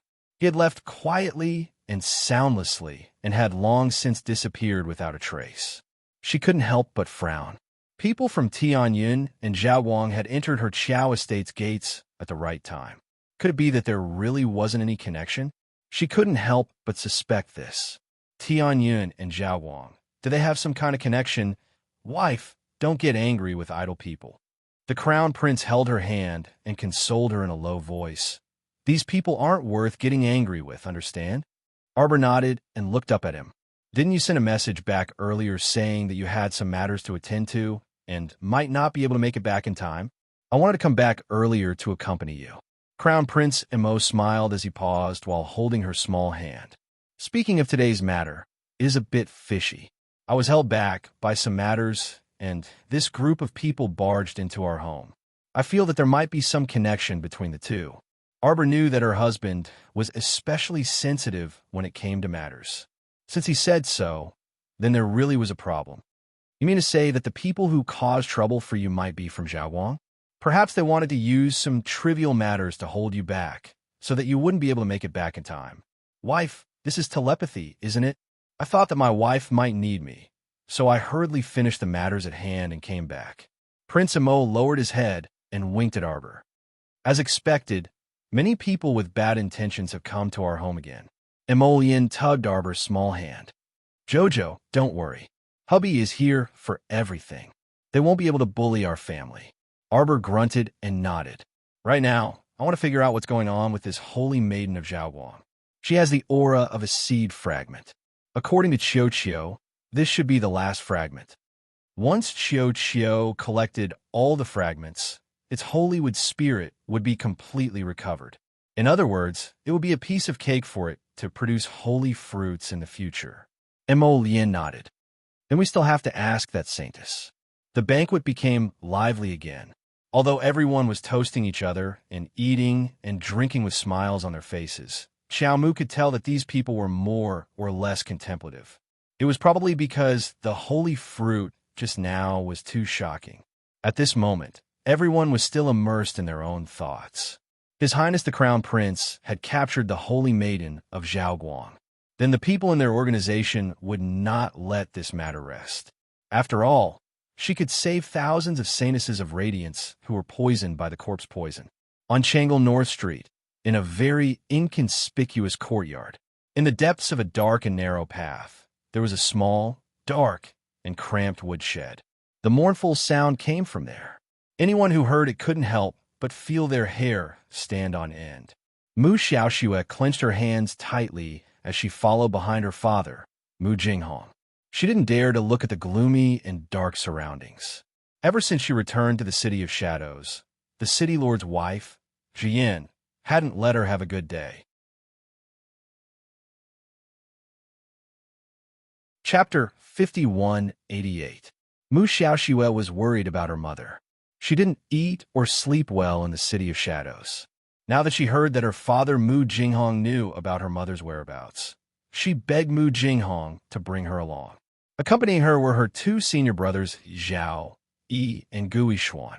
Although she had her senior brothers to take care of her in the City of Shadows, these men weren't of much use. In front of the City Lord's wife, Zhuyan, they could only be obedient. They weren't Zhuyan's match at all. Speaking of Zhuyan, Mu Xiaoxue was really angry. She relied on her status as the City Lord's wife and was in charge of the City of Shadows to bully her from time to time.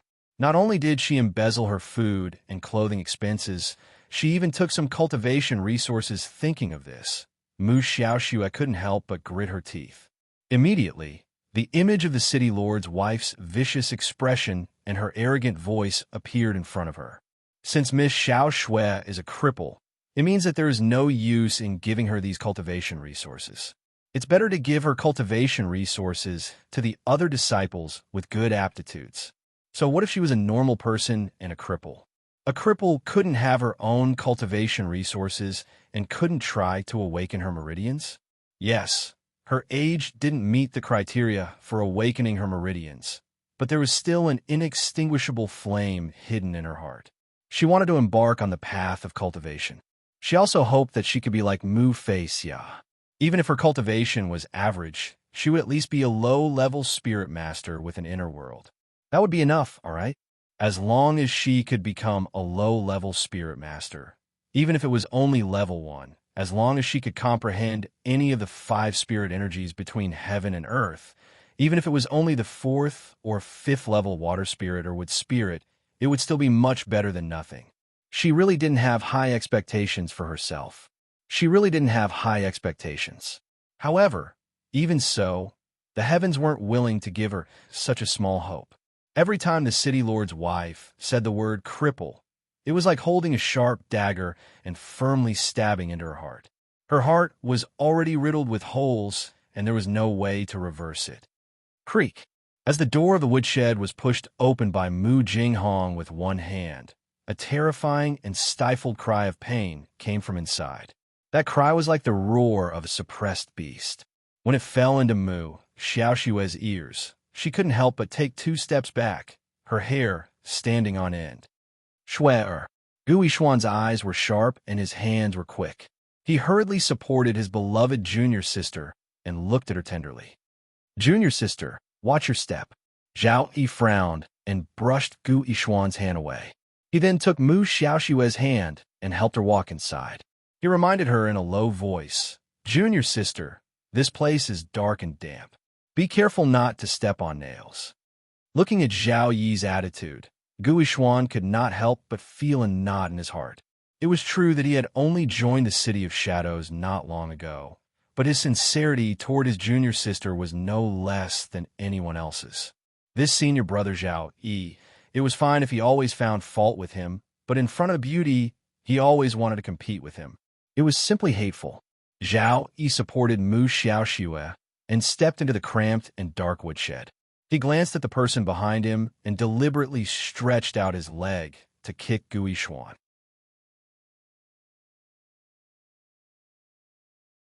Chapter 5189. This kick caused Gu Yishuan to stumble slightly, delaying the 2 by half a step. Gu Yishuan was so angry that smoke came out his head. He could only watch helplessly as Zhao Yi led his junior sister into the woodshed. A trace of resentment emerged in his heart. The seed of resentment was buried in his heart. He only needed to stimulate it a little every day, and it would grow as if it had taken root and sprouted. Damn Zhao Yi! Gu Yishuan gritted his teeth and followed in. Because his steps were too big, he kicked the door frame, making a bang sound. Mu Jinghong frowned and turned to look. He said coldly to Gu Yishuan, "Be careful." "Yes, master." Gu Yishuan was shocked. He hurriedly bowed and did not dare to show the slightest anger on his face. Mu Jinghong was too lazy to care about his disciples. This Gu Yishuan, if it were not for his daughter Mu Xiaoxue asking him to accept him as a disciple, with his ordinary aptitude, he would not be qualified to enter the City of Shadows. It was only because of the power of the Gu family behind Gu Yishuan. Although the Gu family was not a first-class aristocratic family, it could still be ranked as a second-class aristocratic family. It seemed that there were some redeeming qualities. Mu Jinghong's footsteps suddenly stopped. From his angle, he could see a thin and shriveled figure curled up in the corner. His whole body was pressed against the firewood like a thin piece of paper. He looked like he had experienced the vicissitudes of life and had a pitiful look. "Qingya!" Mu Jinghong's voice was trembling with fear. He did not expect that in just a short period of time, Qingya would be tortured to such an extent that she did not look human. These people were really abominable. Mu Jinghong's eyes were wide open as he walked forward quickly. Mu Qingya, who was curled up beside the pile of firewood, could not help but twitch slightly. Her whole body shrank behind the pile of firewood. This kind of feeling of resistance and rejection was very obvious. "Qingya." Mu Jinghong did not care about how dirty she was. He strode forward and pulled this weak woman into his arms. At this time, he saw Mu Qingya's bony face clearly. Mu Jinghong's heart was filled with grief and indignation. He could not help but cry. "Qingya, how have they treated you during this period of time? How could a dignified and elegant woman be tortured to such a state? She had fallen into Arbor's hands. That evil woman from Arbor had actually sent people to make his Qingyao look like this. Mother, mother. Mu Xiaoxue was also scared out of her wits by her mother's current appearance. She screamed twice and knelt down in front of her mother. Mu Qingya's dim eyes suddenly lit up. She reached out her bony hand and groped in front of her as if she wanted to grab Mu Xiaoxue's hand. However, when Mu Xiaoxue saw her mother's dark, bone-like claws, she hesitated and subconsciously shrank back. Although her movements were very fast, Mu Qingya could still see her daughter's movements clearly even though her vision was blurry. Her retraction of her hand was like a heavy punch to Mu Qingya's heart. Mu Qingya's heart twitched. The sound that came out of her mouth was as if she had been run over by a wheel. She called out, Xiaoxu, in a deep voice and raised her trembling hand again.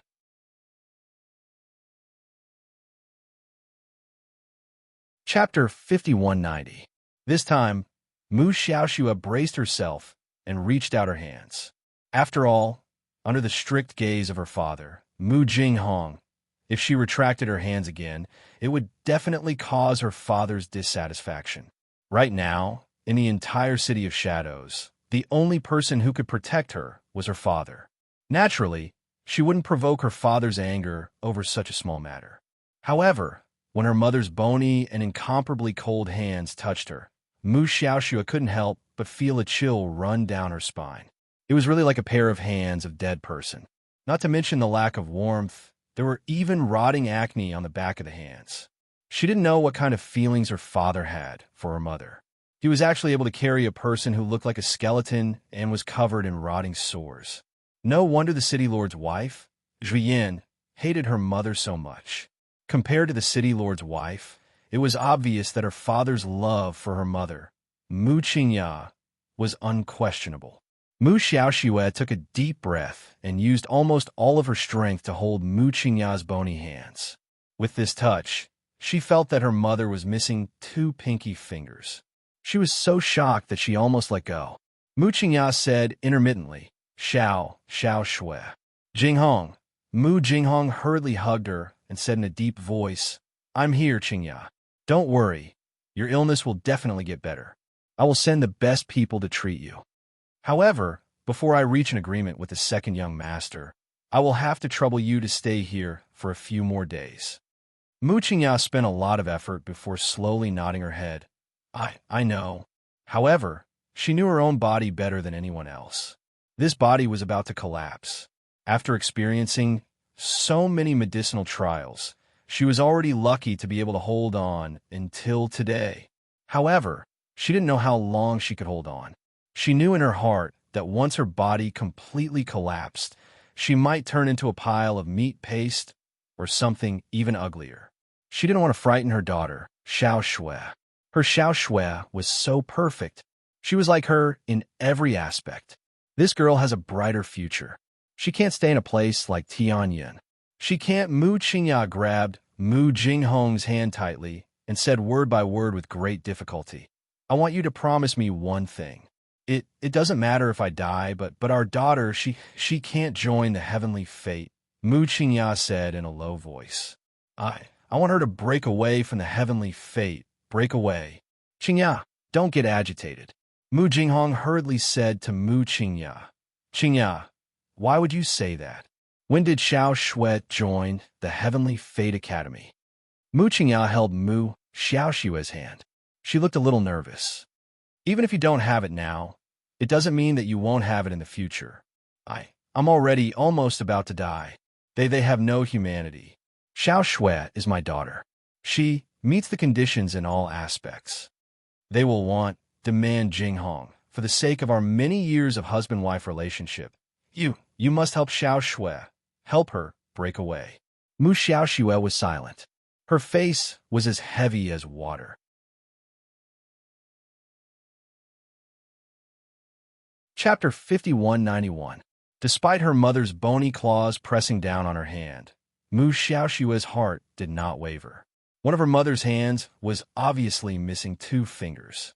When she held her hand, it made Mu Xiaoxue shudder. Whether her mother did not let her join Tianyun was for her sake or not, it was hard to say. After all, with her current identity as an ordinary commoner, if she did not join Tianyun, she would not be able to live a good life. Dawdle in the City of Shadows? With that woman Yin in the City of Shadows, Mu Xiaoxue would never have a good life. Other than joining Tianyun, what else could she do? Mu Xiaoxue secretly gritted her teeth. If she joined Tianyun, her fate would probably change greatly. If she listened to Mu Qingya's words, he was afraid that he could only muddle along like this for the rest of his life. In front of Mu Jinghong, Mu Xiaoxue did not dare to say anything. She just lowered her head in silence. Mu Qingya said, if Tianyun must use my daughter, then Mu Roxuan can help. Anyway, she has already taken the improved medicine. Okay. Mu Jinghong nodded and looked at the skinny woman in her arms with a gentle expression. Qingya, don't worry. I have heard everything you said. You will get better. You will definitely get better. You are such a strange woman. God must be reluctant to let you go like this. Mu Jinghong held Mu Qingya's hand and sighed softly. Mu Qingya showed a self-deprecating smile. Is it? God? She never believed in God, nor did she believe in fate. Heaven had never been kind to her, or even to her daughter. Otherwise, her daughter would not be like her, born a cripple. This was the heavens being unfair to her and her mother. God had never given her any hope, nor had he given her any tenderness. So why should she be kind to others? This was especially true for those talented geniuses who seemed to have saved the world with their own protagonist aura. None of them could feel the pain of being a mediocre human. No one could understand her pain, unwillingness, and resentment. These people should be like Long Chuyun and experience what it felt like to walk down from the altar and into the abyss. Why did she have to be an ordinary person who was at the mercy of others just because she worked so hard? Arbor has a lot of secrets. Mu Qingya held Mu Xiaoxue's hand and said in a hoarse voice, "You'd better avoid her. She's not someone you can handle." This person who had been reborn was like a demon who had returned from hell. Her daughter, Mu Xiaoxue, was definitely no match for this woman. Whether it was in terms of strength or intelligence, it was impossible to surpass them. The best method was to warn Xiaoxue to stay away from this woman, stay away from this evil spirit. The further the better, and never provoke her for the rest of her life. Unexpectedly, the more Mu Qingya said, the more indignant Mu Xiaoxue became. She had suffered at the hands of Arbor too many times to count. Every time he saw this woman, Xiao Mu, he would suffer at her hands without exception. Why did even her mother look down on her and say that she was no match for others? She was unwilling, indignant, and her heart was filled with anger. Chapter 5192. Wasn't it because that woman's cultivation was much higher than hers that she dared to speak and act so presumptuously? If only she, Xiao Muxue, could have this ability. Who knew who would be the one begging whom now? If I didn't guess wrongly, Arbor not only has a portable spirit domain, he might also have the spirit of the holy wood. The holy wood of the 5 spirit origins? Mu Xiaoxue's eyes were crimson red, and flames of jealousy shot out wantonly from the depths of her heart. She had heard her mother mention that Arbor had inherited the 10,000-year-old mermaid pearl that her mother, Long Chuyun, had given her. Now, her mother said that not only did he have a portable spirit domain, he might even have the spirit of the holy wood. According to the news from Shuntian Prefecture, it should be close to the mark. Arbor not only has sacred water, but also has the holy wood. Perhaps he is hiding some secret that we don't know. Mu Xiaoxue's eyes abruptly shot out a strange luster. I heard that the Talisman Hall has a soul swap talisman that can smack. Before Mu Xiaoxue could finish her sentence, Mu Qingya slapped her with a trembling hand, causing her to yelp in pain. Silly. Mu Qingya stared at her daughter with disappointment. If the soul swap talisman can be used, do you think Mother can't fight for you? Xiao Mu is a cultivator. She has already experienced the 5 spirit reincarnation and broken through to the godly realm. Mu Qingya laboriously enunciated each word. With your normal person's soul energy, do you think? Can you swap out her powerful soul? If you do it rashly, you will probably only be consigned to eternal damnation. Mu Qingya supported her body with difficulty. Daughter, actually, being a normal person may not be unhappy. I only know that if I become a normal person with no accomplishments and don't strive for anything, I might just live a mediocre life without obtaining anything. I can't accept it. I can't accept it. Mu Xiaoxue's voice choked with sobs. She pushed Mu Qingya's arm away and ran out sobbing while covering her face. Xiaoxue. Mu Jinghong roared in displeasure. Mu Qingya, on the other hand, coughed violently due to anger. Zhao Yi hurriedly said, Master, I will go out and take a look at Junior Sister. Master, I'll go see Junior Sister too. Gu Yishuan hurriedly followed. If something happened to his junior sister, Gu Yishuan felt that he might not be able to live on. His junior sister's crying appearance just now really made one's heart ache. Mu Qingya grabbed Mu Jinghong's hand tightly and said intermittently, Look after Shui? You have to look after Shui. She understood Shui-O's thoughts too well. A daughter resembled her mother. Shui-O was just like her. She was so competitive and wanted to fight against fate. However, fate was not something that could be explained in a few words. Mu Jinghong nodded repeatedly. She hugged Mu Qingya and said in a deep voice, Take good care of your body. When you are better, I will bring you and your mother back to the City of Shadows.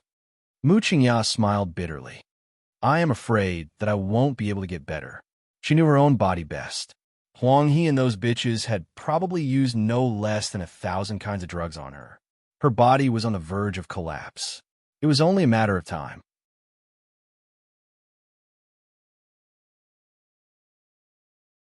Chapter 5193. I won't. Mu Jinghong hurriedly shook his head.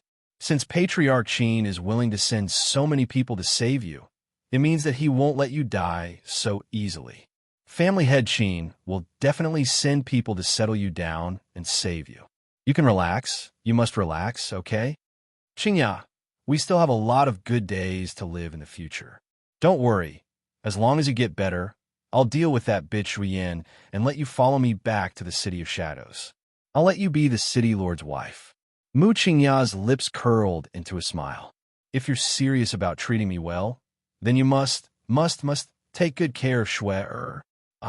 I'm afraid something will happen to my daughter. Don't worry, I will. I will definitely protect our daughter and won't let anyone bully her. Mu Qingya nodded tiredly. Mu Jinghong's hand suddenly grasped Mu Qingya's hands tightly. When he touched her two broken fingers, a trace of anger flashed through his eyes. Qingya, don't worry. I will talk to Second Young Master again. I will definitely ask them to let you go as soon as possible. Mu Qingya only smiled faintly and didn't say anything. She knew very well in her heart. Mu Jinghong couldn't say anything in front of Second Young Master. Second Young Master was willing to give him some face and let him bring his daughter to visit her. This was already considered generous. As for men's vows and sweet words, it was fine to just listen to them. She, Mu Qingya, had lived a miserable life and was not tolerated by the heavens. She didn't want her daughter to walk down her old path. It was too hard and not worth it. She shouldn't let her good years go to waste. Mu Xiaoxue's cries reached Gu Yishuan's ears from afar, causing his heart to clench. He couldn't bear it. He walked over quickly, and from afar he saw Zhao Yi, that grandson, hugging his beloved junior sister, whispering something under a cluster of flowering trees. Gu Yishuan's expression became very ugly on the spot, and a trace of anger surged from the bottom of his heart. Just as he was about to take a few steps forward and pull Zhao Yi away, he heard Zhao Yi whisper to Xiao Shui, Junior sister, don't be so unhappy. Hall Master Mu is also thinking for you. That soul exchange talisman might really hurt you. Then what do you think we should do? Mu Xiaoxue said indignantly. My mother can't even save herself. I'm just a weak woman. How am I supposed to protect myself in the future? Zhao Yi immediately patted his chest and said, Don't worry, junior sister. I will definitely protect you. Mu Xiaoxue sneered in her heart. However, Gu Yishuan interrupted first. With your cultivation, you can't even defeat one of Xiao Mu's fingers. What are you going to use to protect Xiao Shui? What did you say? Zhao Yi jumped up in agitation, as if he had been stung by a bee's tail. Gu Yishuan snorted coldly. If you really care about Junior's sister, then you should come up with a better idea for her. What do you mean? Junior's sister. Gu Yishuan approached the two with a gloomy face. Think about it. Do you really want to exchange your soul into that evil woman's body? If you want to take over her body, then you have to give birth to her child. Not only that, you have to face her paralyzed face all day long. Are you willing to do that? Mu Xiaoxue had a look of realization and shook her head. I don't want to give birth to her child. I don't want to. She wasn't willing to bear that kind of pain.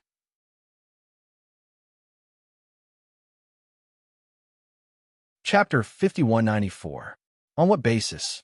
On what basis should she, a pure and noble young lady, help that slut bear a child? Bah, don't even think about it. Moreover, she, Mu Xiaoxue, was a prideful person. The man she wanted had to be the best in the world, the perfect and flawless.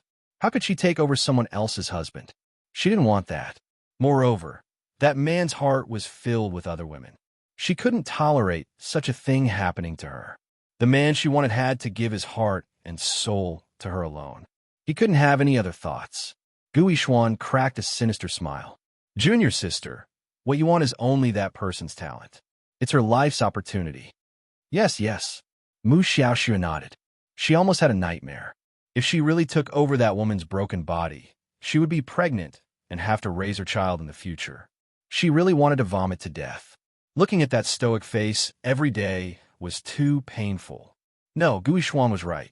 She only wanted that woman's natural luck. It was an opportunity that she couldn't live without. As for that rotten body, she didn't want it. Gu Yishuan's eyes flashed with pride.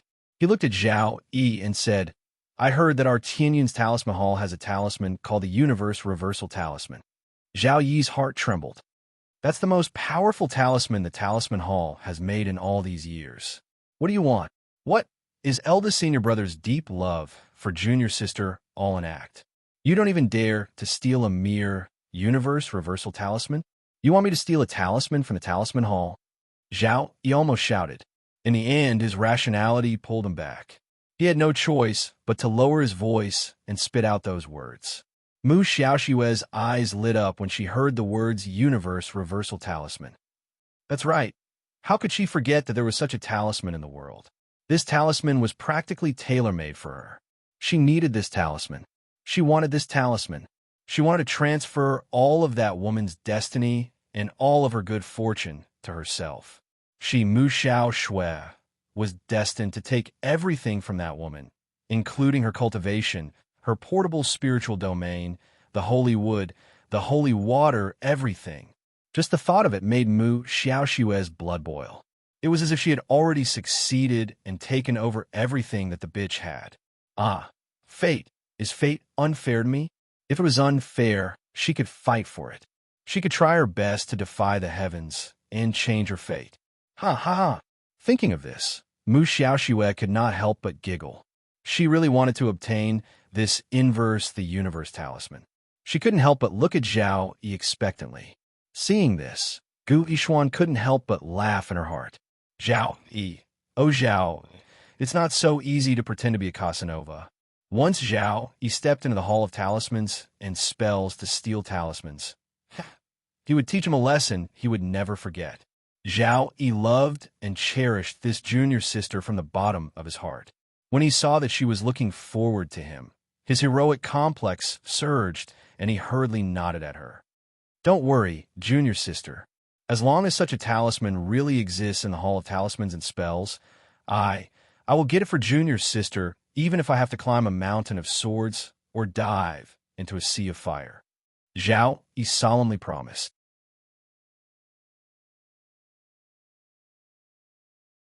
Chapter 5195. Senior Brother. Mu Xiaoxue was overjoyed. She moaned and fell into Zhao Yi's arms. She hugged the man with a tender and affectionate look on her face. Zhao Yi immediately hugged her soft waist. His heart was filled with joy as he lowered his head to ask for a kiss.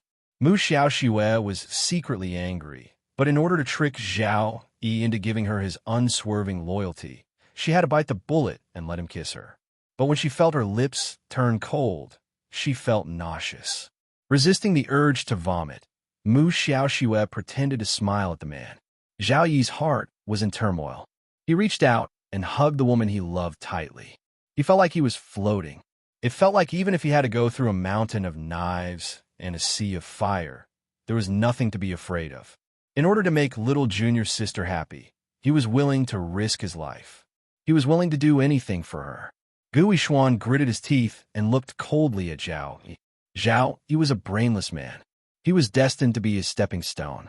Even he, who had joined the organization halfway, knew about the Talisman Hall.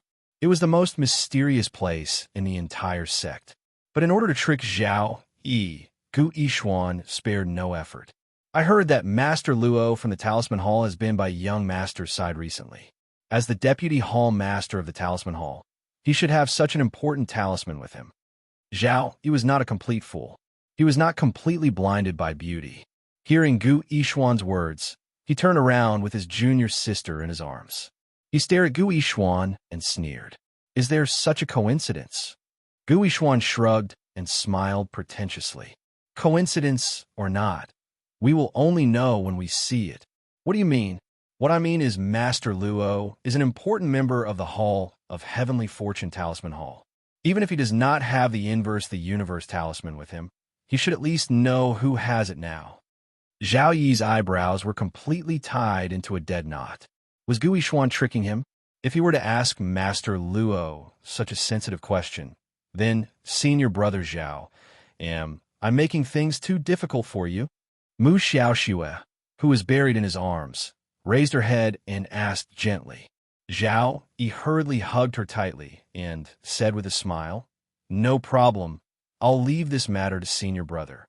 For the beauty in his arms, what was so difficult about climbing a mountain of swords or plunging into a sea of fire? Zhao Yi was hot-headed and immediately agreed.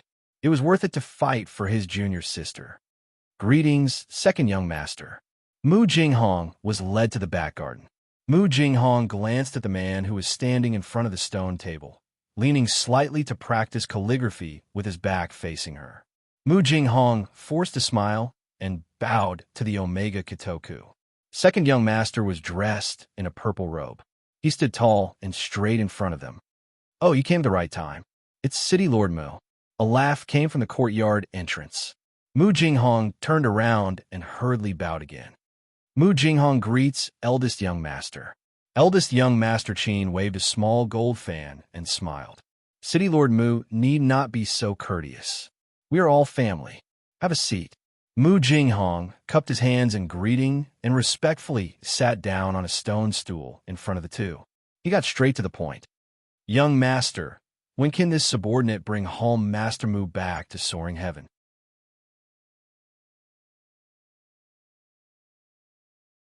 Chapter 5196. Bring him back. Young Master Omega Kitoku glanced at Mu Jinghong with a spurious smile. City Lord Mu, have you forgotten? Father has already handed Flying Paradise to me. Flying Paradise is now under my jurisdiction. Isn't it right for me to keep Hall Master Mu? Young Master Omega Kitoku sneered. Could it be that Hall Master Mu is only subservient to me on the surface and is actually working for Father? Young Master, you're exaggerating. Mu Jinghong hastily defended himself. Flying Paradise was previously managed by family head Qin, but now it's considered second younger brother subordinate. Eldest young Master Qin interrupted Mu Jinghong with a smile and winked at him. Second younger brother naturally has his own reasons for keeping Hall Master Mu. City Lord Mu, if there's nothing else, it's better for you to return early. He truly understood this younger brother of his all too well. His younger brother was eccentric, and obstinate. Once he set his mind on something, he would carry it out to the end. For example, it was his decision to leave Mu Qingya in Changle Villa. Mu Jinghong was truly too naive to think that he could influence second younger brother's decision. Mu Jinghong nodded gratefully at eldest young Master Qin. He wasn't someone who didn't know what was good for him and naturally knew that eldest young master was giving him advice. That's right, this second young master's temperament was extremely unpredictable. It would be more appropriate for him to return and seek help from family head Qin first and ask him to make a trip here. Even if he wanted to reason with this second young master, there was probably nothing he could do. This young master had never been an easy person to talk to. Thinking of this, Mu Jinghong didn't delay any longer. He stood up and bowed to young Master Omega Katoku, an eldest young master, before hastily bidding farewell and leaving. Young Master Omega Katoku's icy gaze stared fixedly at the man's departing figure. After a long while, he glanced at eldest young master. This younger brother never knew that eldest brother was so compassionate. Eldest young Master Qin gazed at him innocently. What do you mean? Didn't you remind Mu Jinghong to leave as soon as possible and not confront me head on because you wanted to tell him that he can't rely on himself alone? He can't save Mu Qingya on his own. If we want to save her, we have to ask Father for help. Eldest young Master Qin couldn't resist chuckling as he waved the small fan in his hand. What are you saying? Mu Jinghong and I are not related in any way. So why should I help him? On the other hand, second brother, you had Ling send 2 fingers to the little Stoic's family on their wedding day. This gift is too original. I guarantee that the little Stoic won't like it and will even secretly remember you in her heart. You're not her. How do you know she won't like it? Eldest young Sir Qin waved his fan and said with a grin, Of course I know. I was lying on the roof opposite her house at the time and saw everything. You didn't see the little Stoic's complexion. Tisk, it's so dark, it's comparable to the bottom of a pot. Omega Katoku looked at him silently. Second brother, don't blame me for not teaching you a few moves. You can't woo a girl like this. Say, who would freaking be happy if you send her 2 bloody, severed fingers on her wedding day? Why don't you learn from eldest brother and have Ling send her a pile of good stuff?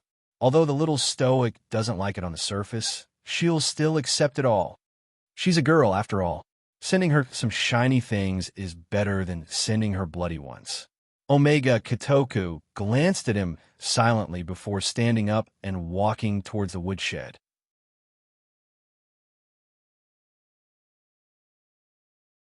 Chapter 5197. Eldest young Sir Qin was startled and hastily followed after him, shouting the entire way. Second brother ran. Why are you looking for her again? I'm telling you, if you want the little Stoic to be happy, why don't you cut to the chase and kill this woman? She really won't like it if you give her a finger today and an ear tomorrow. Her body is currently undergoing the 3rd stage of mutation. That's right. Eldest young Sir Qin chuckled as he spread his hands. Otherwise, Father wouldn't have let people rescue her. To tell the truth, since you won't kill her, then you might as well do us a favor and let Mu Jinghong bring her back. At that time, the little Stoic will definitely be looking for trouble with Mu Jinghong and won't be able to find trouble with us. What do you think of eldest brother's idea? The second young Sir couldn't be bothered with him and quickly left. Eldest young Sir Qin stopped in his tracks with a grin and waved the small fan in his hand as he muttered to himself, If you do this, you'll only drift further and further away. Who do you think the little Stoic is? Don't try to guess the little Stoic's thoughts. You won't be able to guess them even if you did. The next day, Zhao Guang gathered over 1,000 disciples and sat silently in front of Dragon Flame City's capital office. They didn't do anything out of line and only sat there silently protesting the Crown Prince's order to capture their holy lady. This incident attracted countless commoners from all over the streets to watch. Everyone who passed by the capital office couldn't resist stopping to take a look at Zhao Guang's meditating disciples. Everyone wanted to know how the capital office would deal with them. After all, Holy Lady Zhao Guang's methods were exceedingly formidable and could save a dying person bitten by a zombie. But even so, she was still no match for His Highness the Crown Prince and was currently being held captive in the capital office's prison. The Holy Lady and her entourage were all imprisoned for the reason of causing trouble for no reason. About 16 to 16 hours had passed since yesterday's incident. It could be assumed that Holy Lady Zhao Guang's days in prison weren't too pleasant. It rained in the morning. Although it was dusk now, the stone tiles on the streets were still damp. A low-key and luxurious carriage, pulled by 4 spirit horses, stopped in front of the Capitol office's gate. The carriage's curtains were gently brushed open. Everyone was stunned when they saw the person who came down from the carriage. He saw the little stoic crown princess slowly walking down the stairs with a cold and delicate face. Last night, at the banquet, the young crown princess was brought back to the Eastern Palace by the crown prince to rest. She slept until noon. If it wasn't for Kai Shio's reminder, she would have forgotten about the sacred maiden of bright light and her entourage. Everyone's gaze landed on the young crown princess's cold face, and they couldn't help but praise her beauty in their hearts. Unfortunately, her cold and jade face was covered in a layer of frost all day long, and there wasn't the slightest trace of a bright and beautiful smile. It was icy cold to the extreme. Crown Princess. Kai Shio held her hand, and her footsteps paused slightly. The little crown princess followed her gaze and looked at the people kneeling on both sides of the Capitol office. The light in the young crown princess's eyes flickered as she spoke coldly. Since they're so worried about the holy maiden, why don't we throw them into the prison as well and let them accompany their holy maiden? Everyone, fuck, this young crown princess's train of thought was indeed completely different from the rest of the world. When she saw other people sitting quietly in protest, she actually directly detained this group of people. Her attitude was clearly, I want to see how many people you Zhao Guang can provide.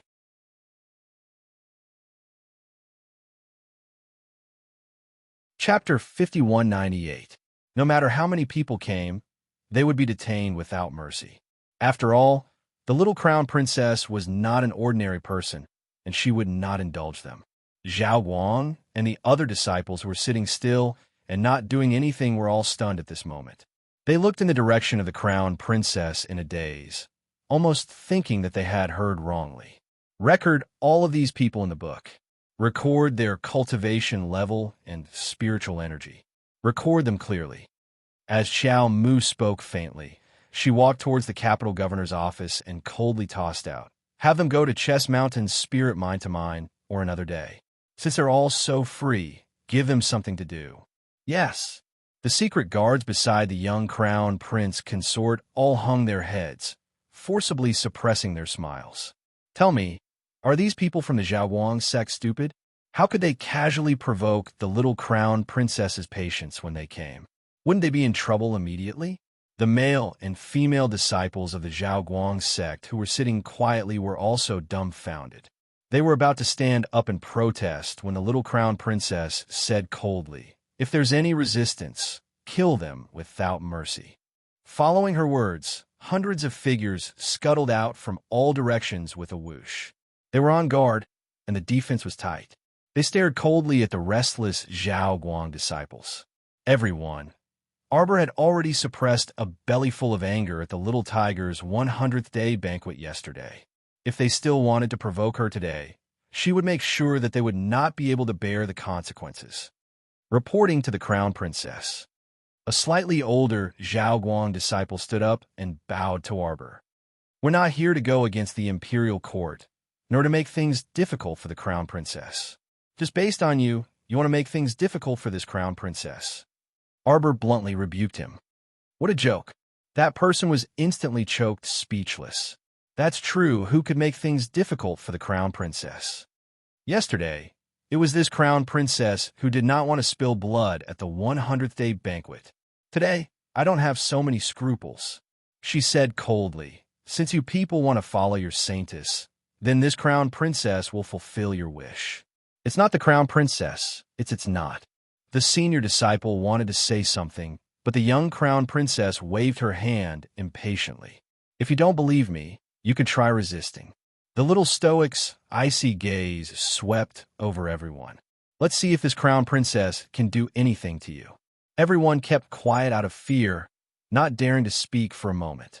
Even the onlookers scattered like birds and beasts, obediently returning to their own homes to look for their mothers.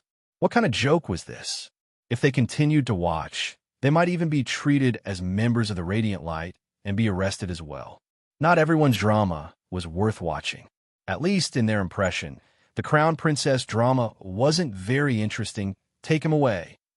Serene Bai raised his hand, and a group of hidden guards immediately rushed forward to arrest all the Radiant Light disciples and detain them in the capital magistrate's office. When the capital magistrate, Chao Jieto, rushed out upon hearing the commotion, he could only look at the young crown princess with a bitter expression. He deliberated again and again before still rubbing his hands and saying pitifully, "Please forgive me, crown princess. This many people, our capital magistrate's prison really can't hold all of them. How about we transfer them to the Ministry of Justice's prison?" He tried to discuss this with the young crown princess. Chao Jieto's old face was bitter.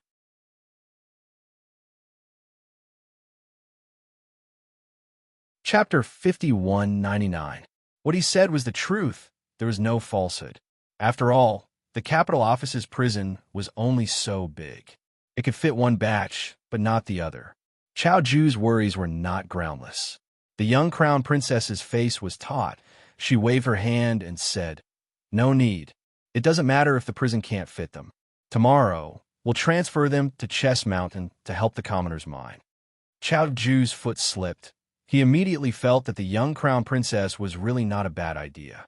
Chao Ju chuckled as he followed the young crown princess all the way inside.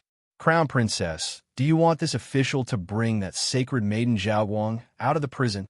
Letting the crown princess run to that kind of dark place with a big belly, it really wasn't very smart. If by chance His Highness the Crown Prince were to find out, he would definitely chop him up.